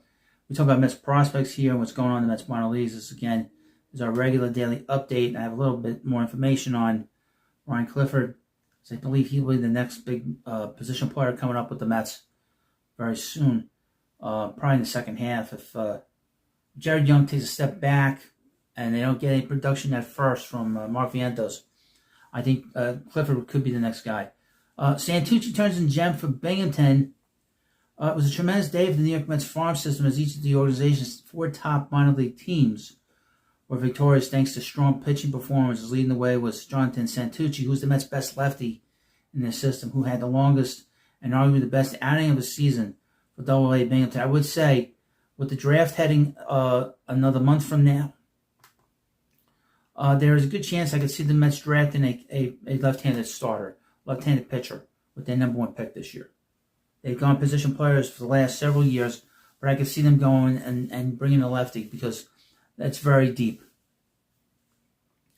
Meanwhile, infielder Greg Kessinger reached base 4 times as his rehab continued with High A Brooklyn, and Ryan Clifford clubbed his organizational leading 14th home run of the season for AAA Syracuse.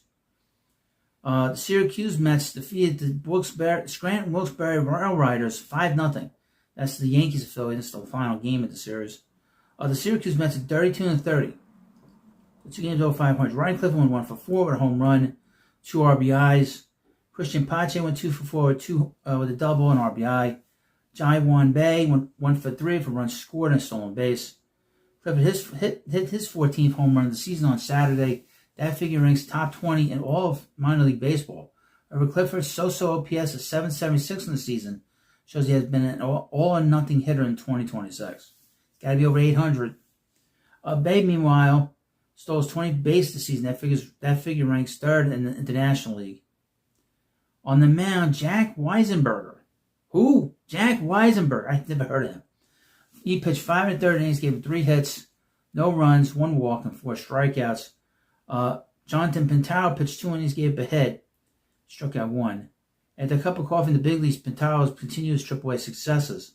This is a guy that Mets signed out of independent leagues. That's why I love covering it now. He threw 2 innings of 1-run ball on Saturday. Entering Saturday, Pintaro's XWOBA, XBA, and X-Slug all ranked above the 68th percentile in AAA. Pintaro combined with Weisenberger named Lavender in the shutout of the Rail Riders. Weisenberger in particular was great. He followed the opener, Lavender, and tossed 5 1/3 shutout innings in his best appearance of the season. At AA Binghamton, the Rome Ponies defeated the Reading Fighting Phils 4-1. Nick LaRusso, who played for the Ducks this past last month or so, went 3 for 4 with a home run, 2 RBIs. Playing third base, Vincent Perozzo behind the plate went 2 for 4 with a home run. Shortstop Wyatt Young went 3 for 4. 2 Rome Ponies home run on Saturday. Perozzo hit his 3rd of the season in the 2nd inning, and LaRusso hit his 9th in the 3rd frame. LaRusso's 25 is only 3 home runs away from tying a career high. He had 12 in 2024. Jonathan Santucci pitched 6 2/3 innings, gave up 3 hits, 1 earned run, 2 walks, and 5 strikeouts. Saul Garcia walked 2 batters while pitching an inning and struck out 1. Julio Zuniga, new guy, not heard of, pitched an inning in the 3rd, gave up 2 hits and struck out 2. At High A Brooklyn, the Cyclones defeated the Jersey Shore Blue Claws 12-4. They played a little bit better since they brought up some of these guys from the St. Lucie Club. Ray Kessinger won 1 for 2 with 2 RBIs, 3 runs scored, 3 walks. Mitch Voigt went 1 for 4 with a home run. He's picked it up, 2 RBIs, a walk. His OPS right now is 726. Trace Wilhoit went 2 for 4 with 2 doubles, 2 RBIs. Brooklyn continued their onslaught of Jersey Shore on Saturday. The South Atlantic League's worst offense posted 12 runs and 10 hits. Every member of the Cyclones lineup had at least 1 hit. Leading the way and reaching base 4 times was Kessinger. He is on a rehab assignment. Volt, the Mets' first-round pick in 2025, hit his 7th home run of the season. He also stole 17th base of the year. On the mound, Davio Hurtado pitched 5 1/3 innings, gave up a hit, 1 earned run, 1 walk, and 5 strikeouts. Left-handed pitcher Gregory Lewis pitched an inning and walked 1. Hurtado has been terrific since his call up to Brooklyn. Across his first 3 starts, he has allowed 4 hits, 1 run over 13 innings. That is good for a sparkling 0.69. So he'll probably get a promotion pretty quick. And single A St. Lucie. St. Lucie Mets defeated the Clearwater Trushers 5-1. Boy, everybody's playing well. Second baseman Trey Schneider went 2 for 4 with 2 runs, 2 stolen bases. His OPS is 910. They had 25 and 31. Elian Pena went 1 for 3 for stolen base. Hero Savis went 1 for 3 with a double and RBI. St. Lucie went wild on the base pass on Saturday, swiping 7 bases en route to a 5-1 victory over a strong Clearwater team. 2 Mets had had multiple hits. Schneider, Antonio Jimenez, and only 1 Met had an extra base hit. Save us. Pena's coming off an extremely tough May, where he had 216 with an OPS of 650. He is 3 for 12 to start June and swiped his 18th bag of the season on Saturday.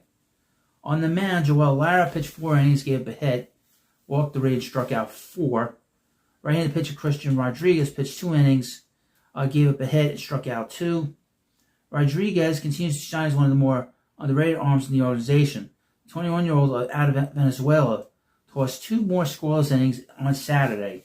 As a result, his ERA is down to 1.78 over 30 and a third innings this season. He has struck out 35 and walked 11. The opposition is hitting 196 against him. Meanwhile, Lara matched a season-high 4 innings. He was terrific, allowing only 1 hit. His ERA has steadily been falling since some early season struggles. For the Florida Complex League, the Mets lost to the Cardinals 12-8.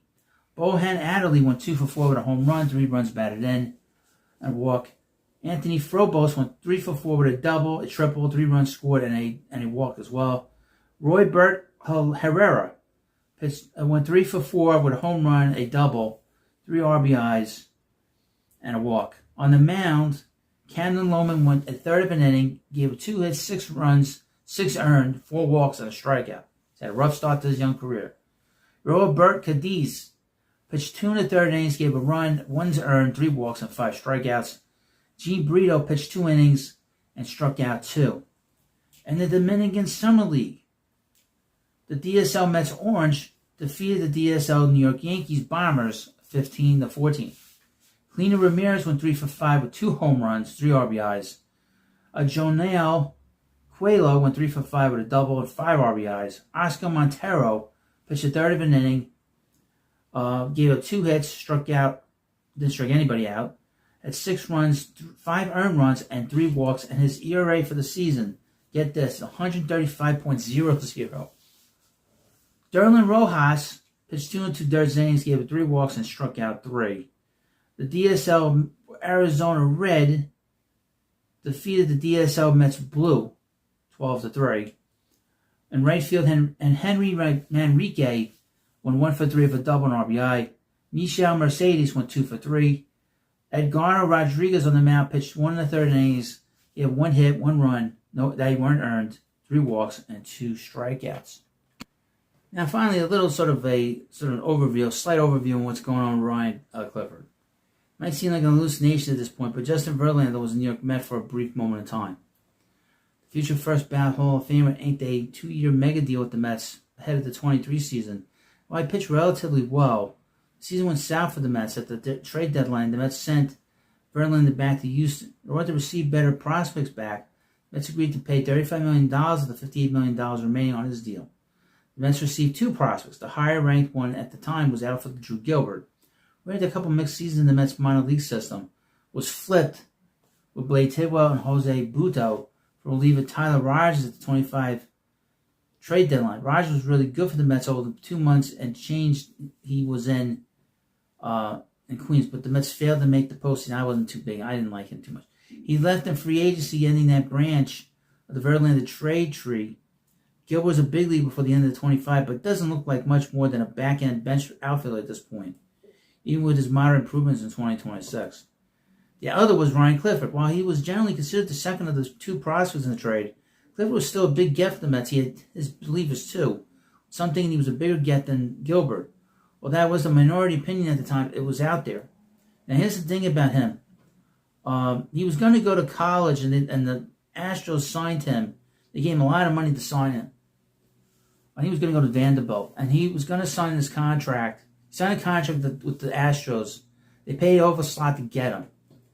And they really liked him a lot. And when the trade happened, there was a lot of talk that he was the guy they didn't really want to give up. Now, right now, he's in AAA with the Syracuse Mets. He's struggling to a certain degree because he's striking out a lot. I don't know what the strikeout total is, but it's at least 35-40% of the time he gets up, strikes out. He's got to get that down. It's way too high right now. But the power is there. The ability to get on base is there. He's a better defensive player than Lucas Duda was in the outfield. He's a little bit better in the outfield than Lucas Duda was. But he's going to be primary first baseman in the major leagues. He's not going to be known for his glove. He will be in the major leagues at some point. If his game... Now, he's sort of been spinning his wheels a little bit with the strikeouts. He got off to a very slow April. He picked it up in May. The strikeouts have come down a little bit, but they're still high. The biggest thing for him is making contact, and he did a great job last year. So he has that ability to improve and make adjustments. And that's what he needs to continue to do. I believe that he will be the next Mets prospect that will make their way to the major leagues in terms of as a position player. He's the closest, and I believe he will be here with the Mets this year. But of course, if he doesn't make improvements and he takes a step back, then that doesn't happen. I think he seems to be the kind of hitter that he improves as the season goes on. And if that's the case, he's going to be here. And of course, a lot depends on how well the guys at first base are doing. Juan Fernandez is not a first baseman, and he's not going to be here much longer, I don't think. Jared Young has been a journeyman guy, and he's getting a chance now to finally play in the major leagues. He's looking okay. He looks pretty good. But time will tell. He's 29, 30 years old, so he's bounced around. Been in Korea, and of course he's been all over the place in his career. Independent leagues, the Cubs, everywhere. So we'll keep an eye on that. But if he takes a step back, which is a possibility, Clifford, the door could open finally for Clifford to run right through it. Well, you let me know what you think about this video, and of course, please subscribe to the Prospect Hut, and I'll see you later. Hi everybody, this is the Baseball Hut, the amazing, spectacular, terrific, the great one, the People's Champion, your host, and welcome back to the Baseball Hut 2. And we're going to get into this video on the mock draft going into the College Baseball World Series. College Baseball Super Regionals have started. This is from a few days ago. It's from the Bleacher Report. And they gave us a mock draft. And we're going to just jump right into the players and the teams. There's no reason not to. So let's get to it. First up, we got the Chicago White Sox. This is a mock draft. We're going to go through who they're going to pick and who every team is going to pick. Chicago White Sox at number 1 will pick shortstop Rock Cholowski from UCLA. Cholowski remains the heavy favorite to go number 1 overall, though UCLA's surprise early exit during regional play means his junior season ended sooner than expected. He finished the spring with 320 batting average and 21 home runs while continuing to play a rock-solid shortstop defensively.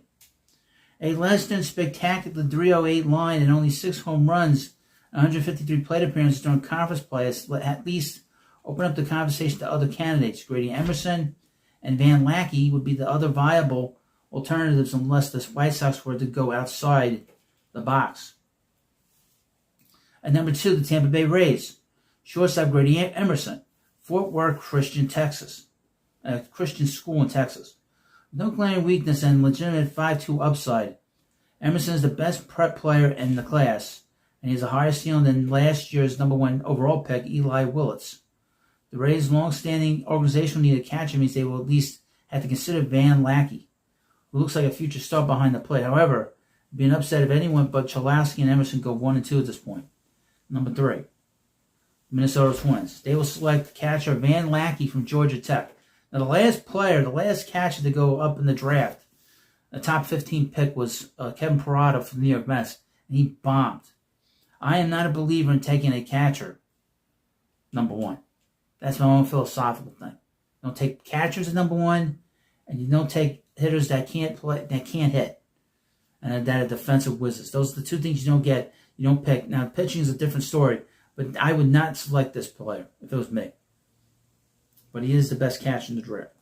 And number 4, the San Francisco Giants will take right-handed pitcher Jackson Fleur from UC Santa Barbara. Fleur has been far and away the most consistent performer in the college pitching class all spring, going 12-0 with a 1.06 ERA and 133 strikeouts and 102 innings. A durable 6'5" frame, a 70-grade fastball, he offers good off-speed pitches. He offers the requisite mix of upside and floor to the top arm off the board. At number 5, the Pittsburgh Pirates will take shortstop Jacob Lombard. Go all over prep. I don't know if they're going to do that. I don't think they got a shortstop now.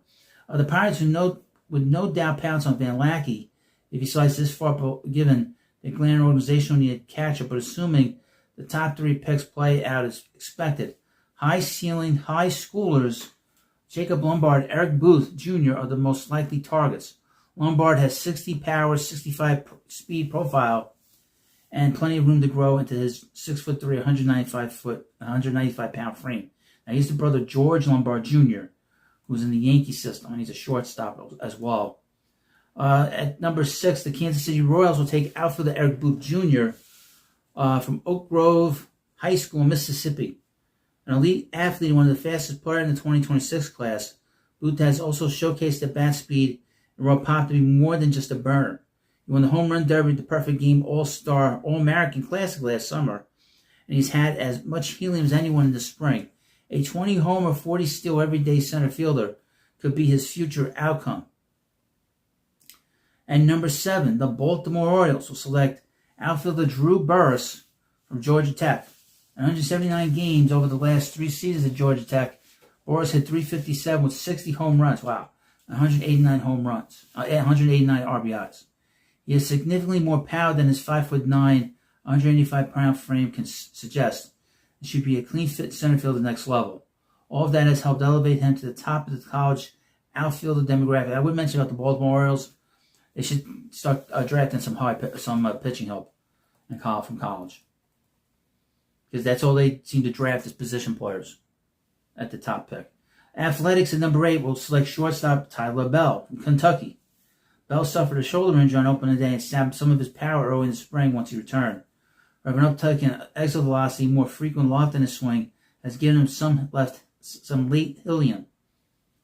He wrapped up his sophomore campaign with a .343 batting average and 19 extra base hits. And number 9, the scum-sucking Braves, which we don't care about. They can go after themselves. You don't see this anywhere else, by the way. And number 10, the Colorado Rockies will take right-handed pitcher Liam Peterson from Florida. The results did not match the stuff for Peterson in the spring, as he logged a 4.59 ERA while surrendering 84 hits and 11 home runs in 84 in the third innings. But he remains a first-round prospect on potential loan. Oh, boy. This is scary. Be very careful. Colorado Rockies. And they always get it wrong. They're probably picking.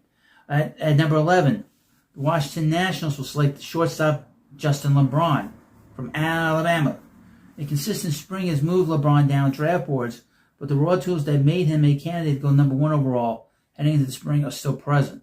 He has a 60 power, 60 speed profile, and all the physical traits to be a plus defender at shortstop. And for all the talk of his down year, he has still posted 925 OPS with 16 home runs and 40 steals in 57 games. At number 12, the Los Angeles Angels. Second baseman Chris Hakopian from Texas A&M. This is a guy that'll go straight to the majors. Because that's what the Angels do. At number 13, the St. Louis Cardinals will select catcher Ryder Helfrich from Arkansas. Helfrich is the best defensive catcher in the 2026 class, and his improved offensive game might be enough for him to come off the board inside the top 10. Let the buyer beware. The guy is a good defensive player and he can't hit. You'd be very careful. I would not take him that high. Miami Marlins, outfielder Trevor Condon, Utah High School in Georgia. Condon has enjoyed some late helium this spring thanks to his exciting combination of standout hit tool and top-of-the-scale speed, which has drawn some comparisons to former Phillies star Lenny Dykstra, former Met legend Lenny Dykstra. At number 15, the Arizona Diamondbacks will take left-handed pitcher and outfielder Jared Greenlinger, Huntington Beach High School. I think he can go anywhere on this draft. I think he can go higher, he can go lower. I've heard him with the Mets. He's 18 years old, left-handed pitcher. And number 16, the Texas Rangers. They will select Aiden Robbins from Texas. This is a guy I've said that the Mets are connected to. A terrific .339 line, 11 homers over 130 plate appearances since during SEC play. Robbins has seemingly leapfrogged at least half a dozen other college outfielders on draft boards. He has slugged 23 home runs total this spring after hitting just 12 in his first 2 seasons at Seton Hall. And he has played a good enough center field for the Longhorns to believe he might be able to stick there. At number 17, the Houston Astros will select left-handed pitcher Cole Carlin from Arizona State. After logging, and he's another lefty, a lot of lefties in this draft. After logging 86 strikeouts and 54 innings pitched, primarily in relief as a sophomore, Carlin has proved himself in a starting role this spring with 3.87 ERA. At number 18, The Cincinnati Reds will select right-handed pitcher Cameron Flukie, Coastal Carolina. Flukie spent much of the spring sideline with a stress fracture in his rib, finishing with a 4.13 ERA and 31 strikeouts and 24 innings of work. He's 6'6", 210 pounds, and had a 3.19 ERA and 101 and 2/3 innings as a sophomore while helping to pitch Coastal Carolina to the College World Series Finals. At number 19, the Cleveland Guardians will select outfielder Sawyer Strauss-Schneider at TCU. The draft board is lined up in a way that the Guardians should have their pick of several college bats in this range, including Strauss-Schneider, Derek Furio, AJ Garcia, and Ace Reese. That's a good name. That's a cool name. They 1.040 OPS and a staggering 62 extra base hits and 485 plate appearances over the last 2 seasons. Strauss-Schneider sits atop that group, with the potential to be a power, speed, center field ace Reese. Boston Red Sox at number 20 will select third baseman Bo Lawrence from Christ Church Episcopal High School in South Carolina. With a smooth left-handed swing and a 55-hit, 50-power offensive profile, Lawrence has been flying up draft boards this spring and has started getting some legitimate first-round buzz in recent weeks. At number 21, the San Diego Padres will select left-handed pitcher Brody Bumila from Bishop Feehan High School. It almost feels lazy at this point to mock a high school left-handed to the Padres, but Robbie Schnelling, Cash Mayfield, and Cruz Schoolcraft as enough evidence to point to a clear tendency. The towering 6'9" Bumila stands out for his high-octane fastball and elite athleticism that helped him star in the basketball court, though his secondary stuff will need time to develop. How old is he? In high school. This could be like a Randy Johnson kind of thing. At number, where we are now, number 21, I think. Let's see. A little slow. Sorry, folks. And we're back. At number 22, the Detroit Tigers will take left-handed pitcher Hunter Dietz from Arkansas. Dietz has pitched himself into the first-round pitcher with a 3.47 ERA and 83 strikeouts and 59 2/3 innings. He's 6'6" and has been overpowering this spring. It's a guy I can see the Mets picking up. At number 23, Chicago Cubs will take right-handed pitcher Tegan Kuntz from Tennessee. Kuntz weathered a brief demotion to the bullpen to finish his draft-eligible sophomore season with a 3.56 ERA and 106-16 strikeout-to-walk ratio over 81 innings. He's 6'3" at 189 pounds, and that's his projection. At number 24, the Seattle Mariners will take right-handed pitcher Logan Riddleman from UCLA. Riddleman was dealt a major blow when UCLA was upset in regional play, as it slammed the door on him potentially returning from the arm fatigue that has sidelined him since April 17th. Prior to being shut down, he went 8-0 with 2.87 ERA and 0.97 whip and 84 strikeouts of 59 2/3 innings. He would be one to watch at the draft combine and should still slot comfortably into the first round as long as there are no lingering issues. At number 25, the Milwaukee Brewers will select second baseman Chris Rembert from Auburn. One of the best draft-eligible sophomores in the class, Rembert has hit .345 with 27 doubles, 14 home runs, 91 RBIs, and 113 games during his 2 seasons at Auburn. At number 26, again, the scum-sucking Braves. We don't care about them. At number 27, the New York Mets will select, according to the Bleacher Report, left-handed pitcher Mason Edwards of USC. And the first pick, of course, was moved back 10 spots for exceeding the top of the luxury tax threshold. Edwards won Big Ten Pitcher of the Year honors after going 8-0, a 1.85 ERA, 1.00 whip, and an eye-popping 164 strikeouts and 92 2/3 innings. His mid-90s fastball plays up with good carry, and he has a good feel for spinning a breaking ball and dropping and a changeup.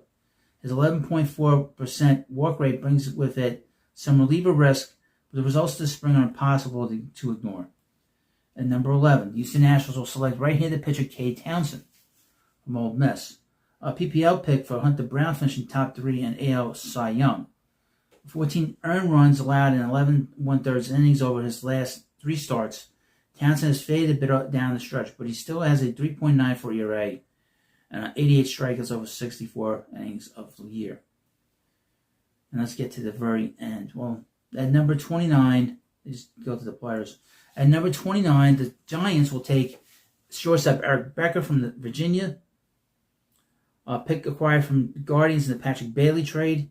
At number 30, the Kansas City Royals will select out for the A.J. Gracia from Virginia. The Arizona Diamondbacks will take third baseman Ace Reese from Mississippi State. I would take him just due to the name. The St. Louis Cardinals at 32 will take shortstop Aiden Ruiz. The Stony Brook School. At number 33, Tampa Bay Rays right-handed pitcher Jack Ratto from Notre Dame.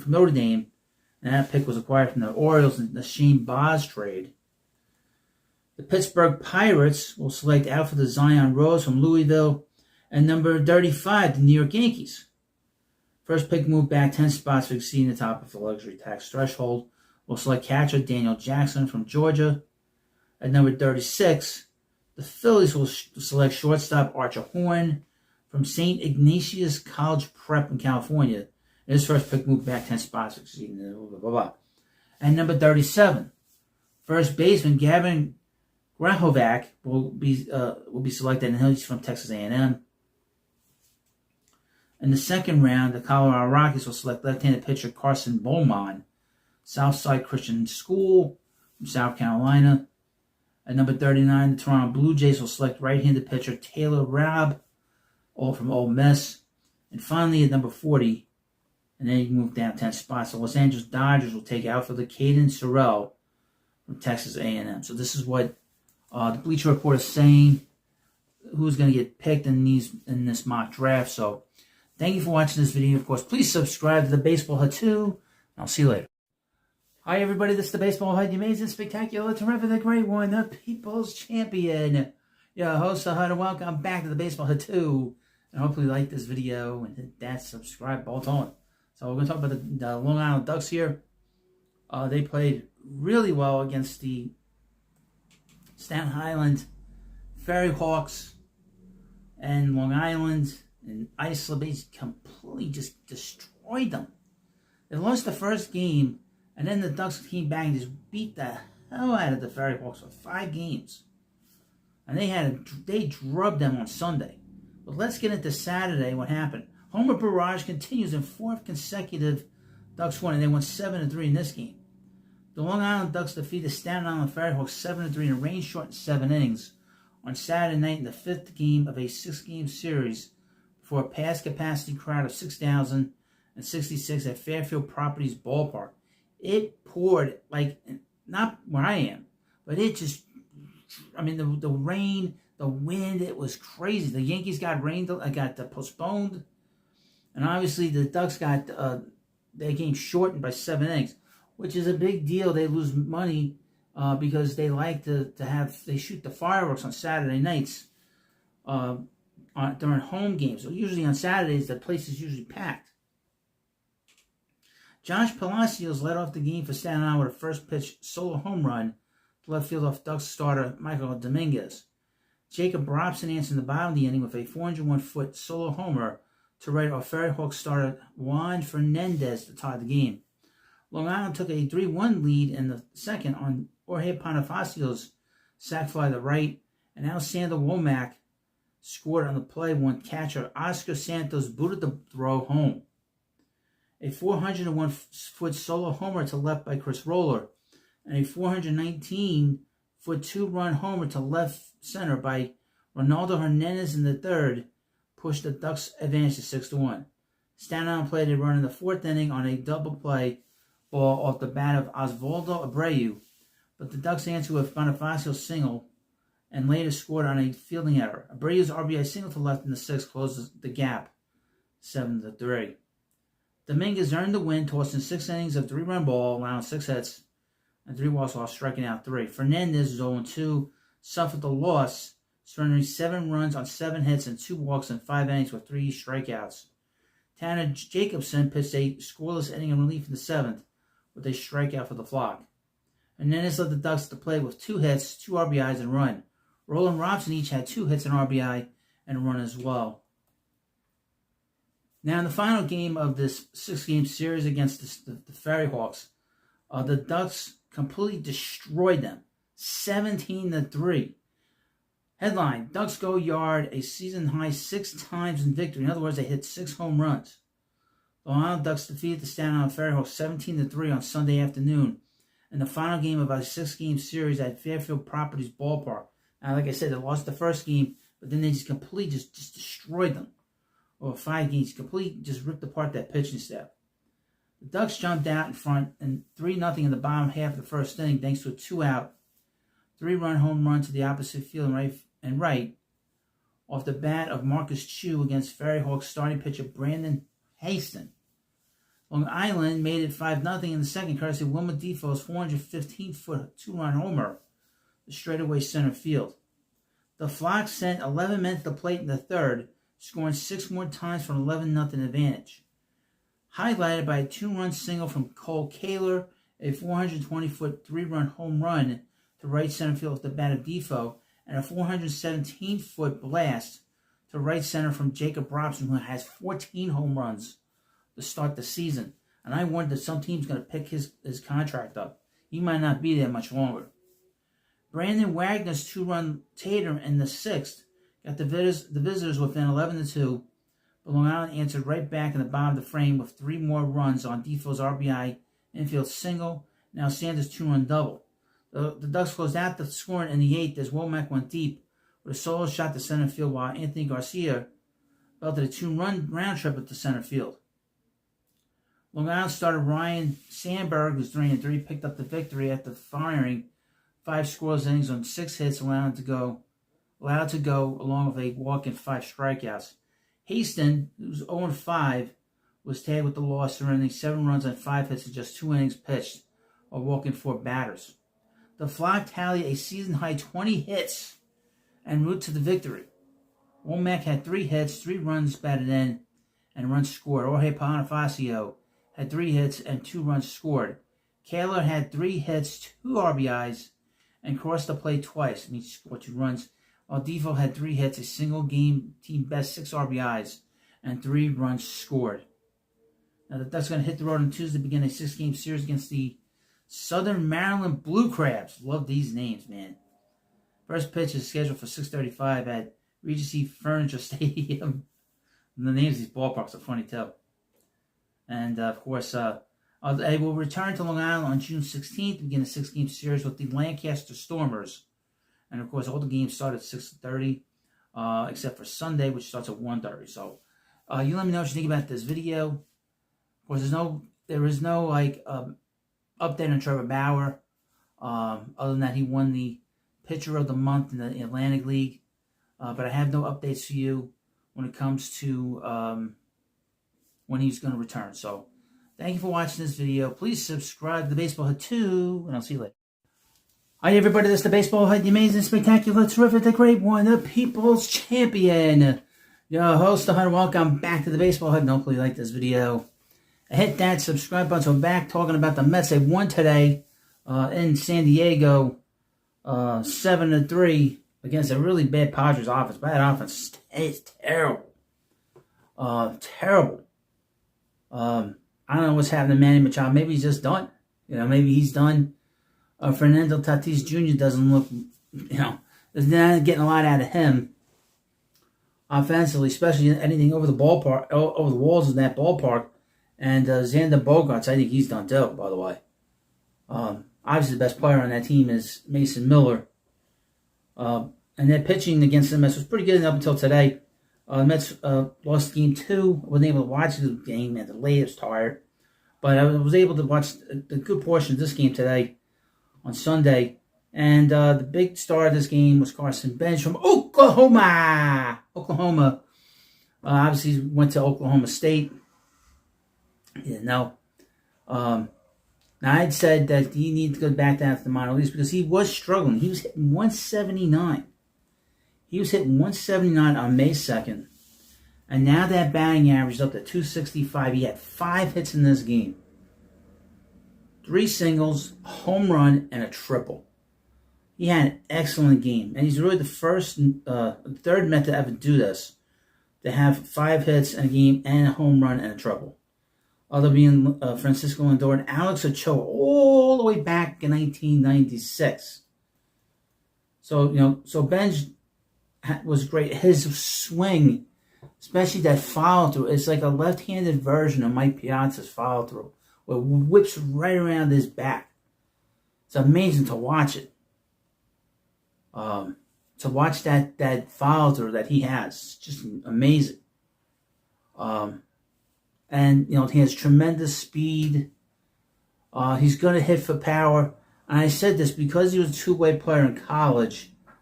The development for him was going to take time. But I also said in talking about Nolan McLean that his development is going to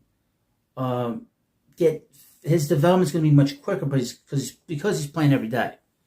Because Benj is playing every single day, his development is escalating. It's getting faster and faster and faster because he really has not been an everyday player up until now.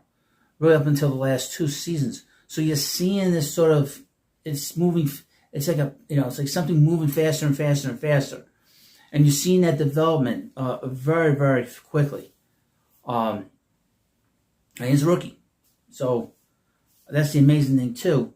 Interesting to see where we're at when we get to the middle of the season, where his numbers are. Might be talks about him competing for the Rookie of the Year in the National League, but we'll see. But his performance and his performance, in the outfield, even when he wasn't hitting, the 179 going, getting to May 2nd, he was doing the little things while he was playing good defense in right field and center field, and he was able to get on base a little bit. He was doing the little things to really keep himself in the game. That's what's good about guys like him, is that guys like him can help you every single day. That's why A.J. Ewing is such an intriguing prospect himself, because even though he's not hitting all that great, he had a hit tonight out in California, but he does all the little things that help you win every game. That play that he made in left center field late in the game, where he just sort of reached for the ball. I mean, nobody gets that because he's so fast and he's so quick and has such great reads off the bat. He's able to make those plays. And what's amazing is he was drafted as a shortstop out of high school. So he is a major win for guys that are no longer here, like Billy Epler, who believed in him, and he's just done a tremendous job too. And the bat's going to come around. The Mets are batting him in the middle lineup. I don't really care for that. I'd rather bat him in the lower in the lineup or bat him leadoff at some point. I know I've been hearing things about Bo Bichette. Bo Bichette should be batting clean, in my opinion. Although you do have all these lefties back to back with Soto over there, but that's how I would do it. But and Bo Bichette's played well, hasn't he? He's hit pretty well, hasn't he? Those numbers are starting to pick up a little bit. No surprise there. But what's interesting about Ewing and Benj is that they can help you every single day as players, and not just sort of guys that just hit and that's it, and they don't do anything else. They don't field well. They can't run. These guys can field well. They can run like the wind. And like Keith was saying during the broadcast, it energizes you. And I'm surprised he didn't mention the fact that how he was a player when he came to the Mets, that the young players on the Mets energized his career. And he said that other times. He said it today. I was hoping Keith would have said that during the broadcast. But those little things, having a young team, at least with the team that is struggling in terms of the record, 8 games under 500, at least we get to talk about these 2 young guys in the middle of that outfield. And MJ Melendez, I would mention, he had a really good game. He had a home run. He made a great play. So I think his play was better because he made a diving catch in the bottom of the 2nd inning, which was just amazing. Just an amazing play. That the energy that the Mets have is much, much better than it was in April. And it's due to the younger guys on this team, guys that they're not spending a lot of money on, like Jared Young, who had a good game today. He had a pretty decent game. He drove in a run with a bases single in the 5th inning. And, of course, the Mets are getting a little bit of this, a little bit of that from everybody. And that's great to see. Sean Manaea came in and pitched as the bulk reliever today, they should just put him back in the rotation. Although he only pitched 4 innings in this game today and he had 66 pitches, the Mets need to sort of do something there, figure out what they want to do with him. And Kodai Senga is going to be coming back fairly soon, I would think. Bronzo Bond is an opener, but he's had 6 starts. 6 starts, crazy. Brooks Riley came in, he pitched well. A.J. Menta came in, he pitched well. And of course, Devin Williams came into the ninth inning and got the last out. But Benj is a guy that is, and I said this, he's got a lot of impressive tools. And I was very hard on him, and everybody's been very hard on him. But Mets, were able to sort of stick it out with him, and I would think that he has gotten past that point. So he's been a very good contributor. His numbers, like I said, he's sort of hovering around the 700 OPS mark. He is a guy that, he's hit 265 now. I don't know what the slugging percentage is, probably getting close to 400, maybe around 360, 370. And he is a work in progress, like I've said. And the fact that he has not been an everyday player in his career as a high school player or college player, the sort of growth is a little bit slower, but then at the same time, it's much, much faster than a guy that was basically doing what he did, but is now on the mound like Nolan McLean. All the things we complain about the club, these young guys are not the problem. The problem is the evaluation of these older players and the evaluation of just the entire team itself that I think you can all sort of attest to and complain about. But the defensive ability of these two guys, both of them are going to win Gold Gloves. I mean, they have shown me that so far, that both of them can win Gold Gloves. If not this year, maybe next year. But these guys are so good in the outfield. They are very deserving of gold down the line. And I think there's a lot of power potential for both of them with their swings. In particular, Ben's power stroke is such that I think he could hit 25, 30 home runs, I think, when he's completely sort of filled out, completely sort of, got to the point where he can do the things he needs to do and knows what he has to do every day. A.J. Ewing is a different story. I think that his main thing should be getting on base. That's got to be his thing every single day. Or every 5 at-bats, he has to get on base 2 times during the game. Either do a walk or do a single or any which way he can get on base. That's got to be his goal. And the power from him is much different than, say, for example, Luis and Hokun, who had 0 power, had 0 slug. Ewing, in my opinion, is a guy that's going to hit for doubles. He's going to hit some triples. If he's an elite player, and I talking about him on the Prospect Hut, what separates him from being an elite player is the ability to hit the ball out of the ballpark. I think he's going to be a good hitter overall. I think he's probably going to win a Gold Glove in center field. But that power is the last thing that'll come for him. And if I see it, if I close my eyes, I can see 10, 15 home runs for him in his career. On average, which isn't bad. And you would think that as he got older and he puts a little more weight on, puts a little more muscle mass, and some more strength there, maybe 20, very similar in a lot of ways to Brandon Nimmo. But for him, like I said, he's going to be the leadoff hitter on this team eventually, down the road, and the Mets he'll have to develop more of that game of being able to get on base, being able to sort of do the little things that help the team win. But this was a very exciting game today, and the Mets have played very, very well over the last month, which is great to see. But they still have this big hole that they made for themselves in April. The 12-game losing streak, all the work they've done, and they're only 8 games, and they're 8 games under 500.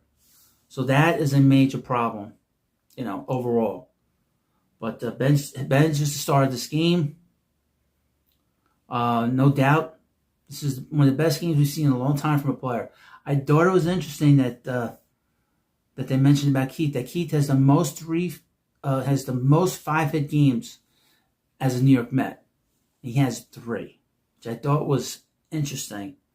And of course, the Mets have Edgar Alfonso and Wilmer Flores as the guys with 6 hits in a game. But the ability to get 5 hits in a game is very tough, and Bench did it in his first year. That's terrific. But you let me know what you think about this video, and of course, please subscribe to the Baseball Hut, and I'll see you later. Hi everybody, this is the Prospect Hut, the amazing, spectacular, terrific, the great one, the People's Champion, your host, and welcome back to the Prospect Hut, and hope you like this video. So I was able to watch a lot of stuff on Friday in sports.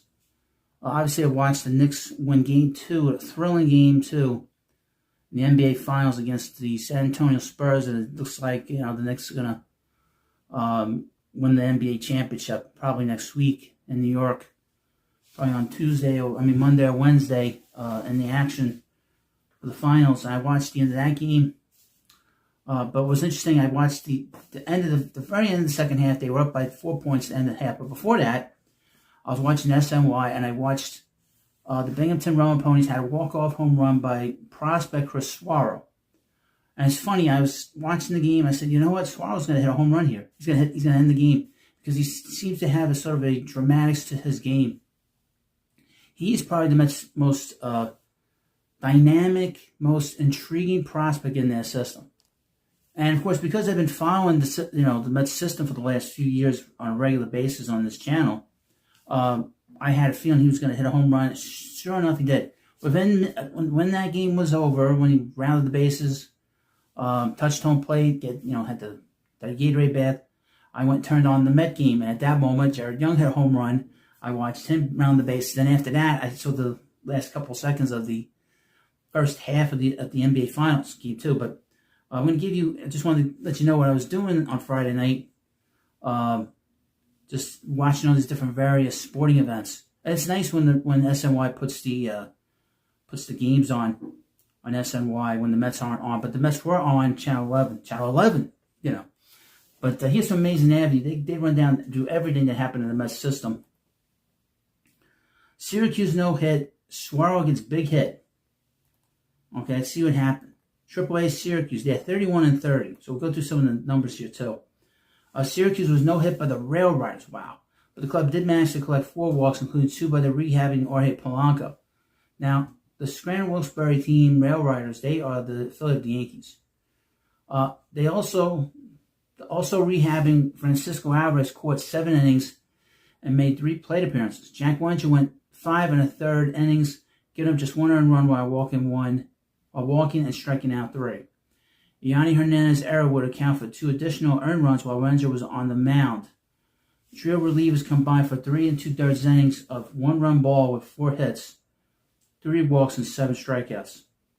Okay, let's go through this. This is a rough amount of numbers. Nick Morabito for 4. Now, he was with the Mets for a few days, a couple weeks ago. He's going to be a backup player. That's what his scan report is.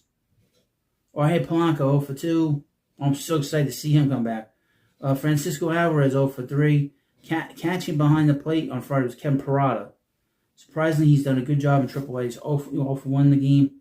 Christian Arroyo 0 for 2. Andy Ibanez 0 for 3. Yanni Hernandez 0 for 3. Christian Pache 0 for 3. Now, the Syracuse club, they were on Thursday night. So I was able to watch them a little bit. I think they won the game.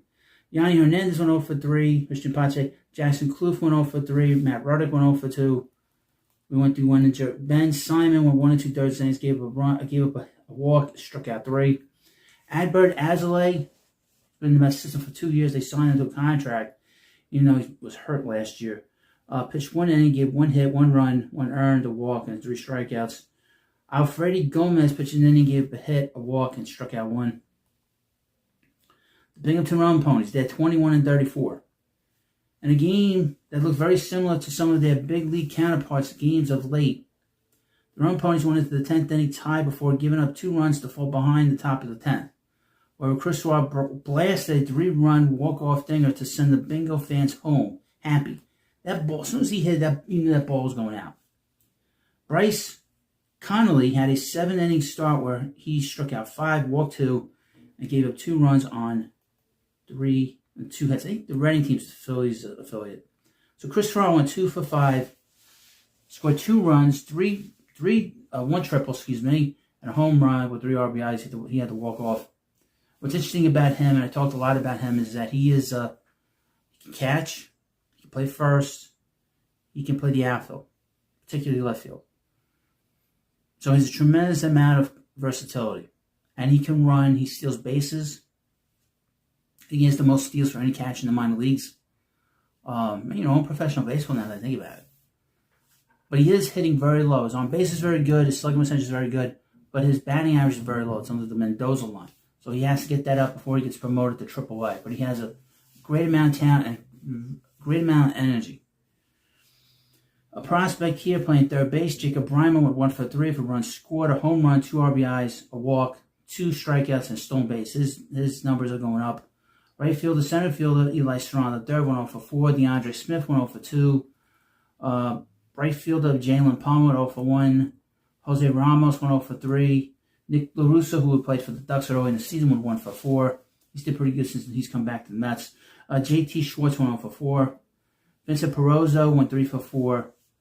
Wyatt Young went 1 for 4. Bryce Connolly pitched 7 innings, gave 3 hits, 2 runs, 2 earned, 3 walks, 5 strikeouts. Brian Metalore pitched 2 innings, gave a hit, struck out 3. Douglas Orlando pitched an inning, gave up 2 hits, 2 runs, 1 earned, 1 walk, and 1 strikeout. I believe he probably got the win, even though he gave up 2 runs in the top of the 10th. The Brooklyn Cyclones in 20-34. Brooklyn, they played a little bit better because they called up a bunch of guys from St. Lucie. The Cyclones had a big inning in the third, putting up 4 runs and taking a lead that they would not relinquish.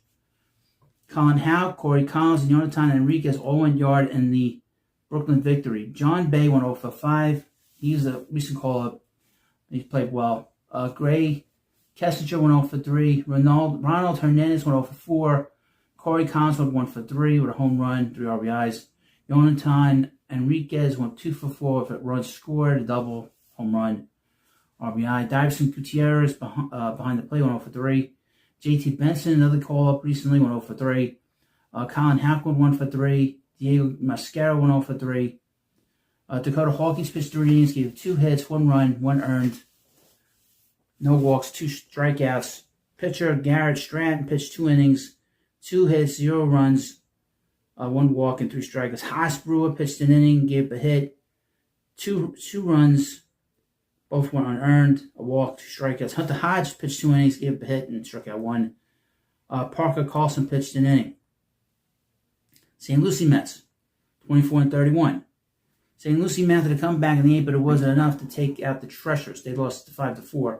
All the St. Lucie offense came from the top 3 spots in their lineup, with San Juan entering the game late and hitting a 2-run double that put the Mets within 1 run. Elian Pena went 2 for 3 with 2 runs scored. Yahiro Savas went 2 for 4. Randy Guzman went 0 for 2. Simon Warren went for 2 for double. AJ Sagata went 0 for 4. Julio Zayas went 0 for 4. Brownie DeOlio went 0 for 4. Jackson Houck went 0 for 3. Jeremy Rodriguez 0 for 4. Francisco Toledo went 0 for 2. Emilio Bispo on the mound went 4 innings, gave up 2 hits, 3 runs, no one earned, 1 walk, and 5 strikeouts. Elvis Maharis went 2 innings, gave up 2 hits, 2 runs, 2 earned, 1 walk, and 1 strikeout. Joe Scarborough pitched 2 innings in relief, 1 hit, 1 strikeout. Tyler McLaughlin pitched an inning, gave up a walk. In the Florida Complex League, now details here, but I'll go run to the lineup here. The FCL Mets went and beat the FCL Marlins 11-4. Bohan Adderley went 1 for 3 with 2 runs, 2 walks, 3 stolen bases. Wadi Gomez went 2 for 4 with 2 runs, a walk, a run batted in, 2 strikeouts, 3 stolen bases. Catcher Giovanni Rodriguez, he's a prospect, went 1 for 2 with 2 runs, an RBI, 3 walks, and a stolen base. Roy Burt Herrera went 0 for 3. Runs scored, an RBI, 2 walks. Anthony Frobos went 0 for 2 with 2 RBIs. Yasmir Reyes went 1 for 3 for runs scored, a double, 3 RBIs. Heriberto Rincon went 0 for 4. Justin Ramirez went 1 for 4. Adolfo Miranda went 0 for 3. Roberto Pena pitched 2 innings, gave up 3 hits, 2 runs, 2 earned, no walks, and 3 strikeouts. Yadier Mendoliola went 2 innings, gave up a hit, 2 walks. Eris Albino pitched 3 innings, gave up a hit, 2 runs, 1 earned, 3 walks, and 2 strikeouts. The DSL Mets Orange won 6-0 against the Giants Orange. Shortstop Cleaner Ramirez went 1 for 3. That's the second best prospect from this particular class. Cesar Acosta went 1 for 3.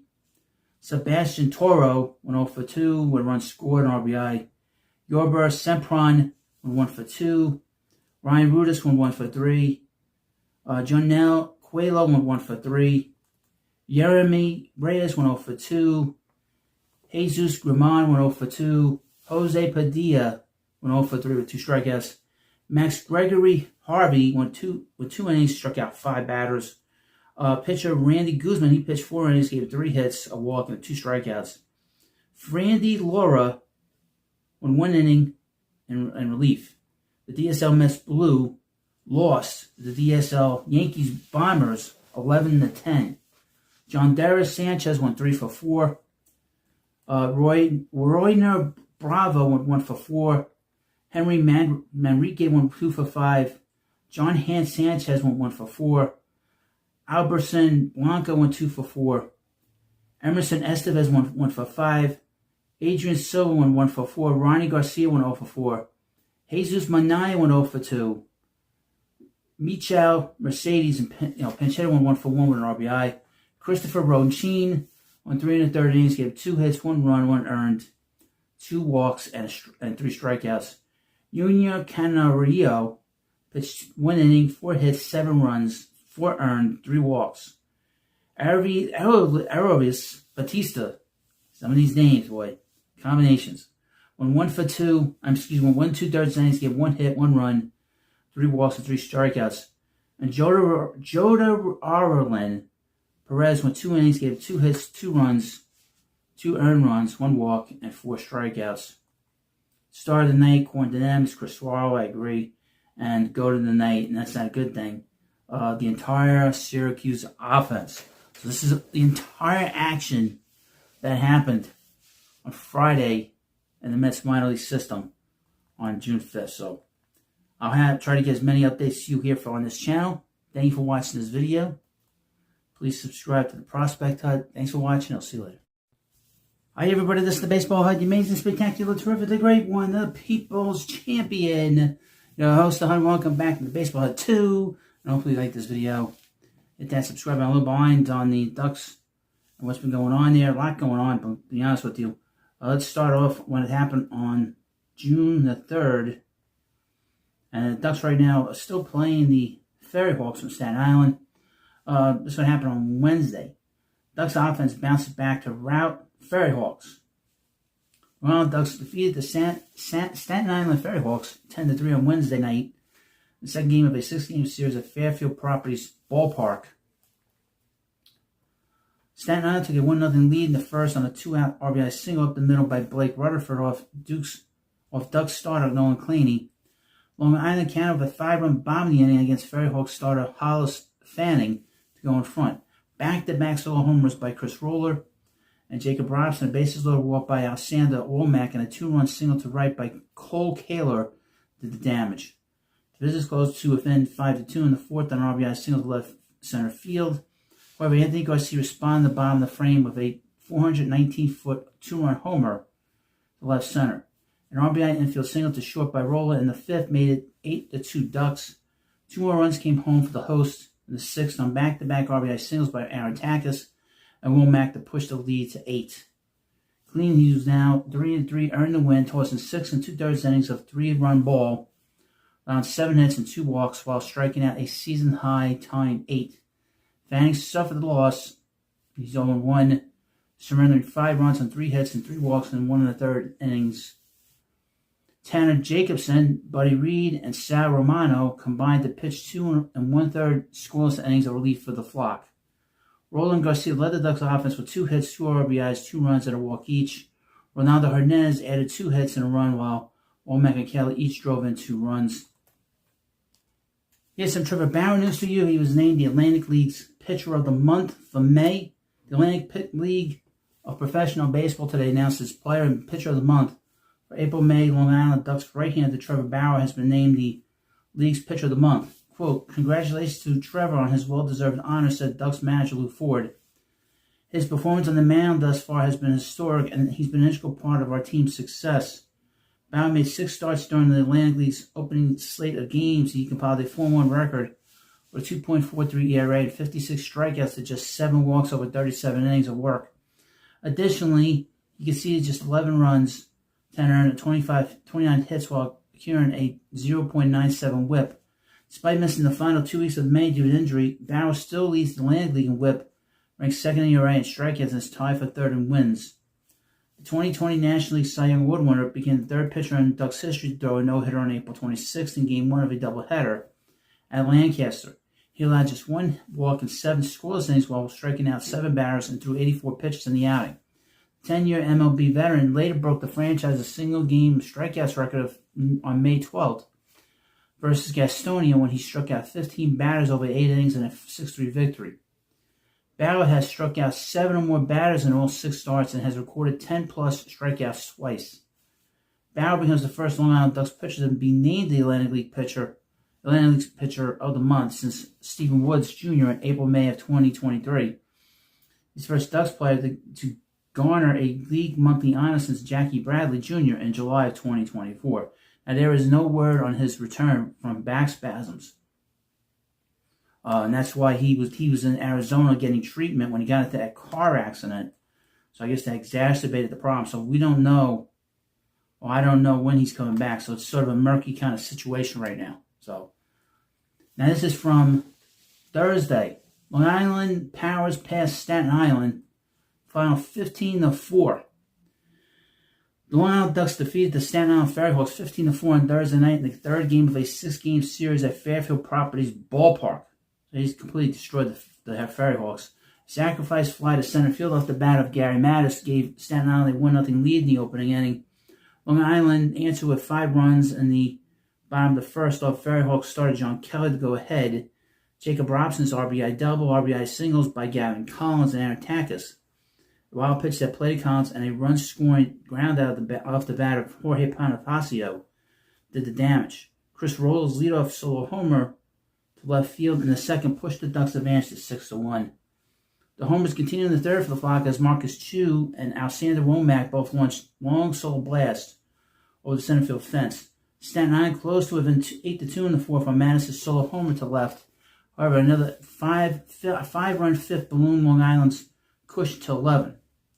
Roller's bases loaded walk, Robson's RBI fielder's choice, a 2-run homer to left by Collins on a wild pitch that scored Wilmer Defoe highlighted the inning. Bonifacio's solo homer to left and Ronaldo Hernandez's RBI single to left in the sixth made it 15-2 Flock. Blake Rutherford rounded out the scoring with a 2-run homer to right in the eighth. Ducks starter Julio Manaya earned the win, tossing 6 innings of 2-run ball, allowing 4 hits and 2 walks while striking out 12 batters.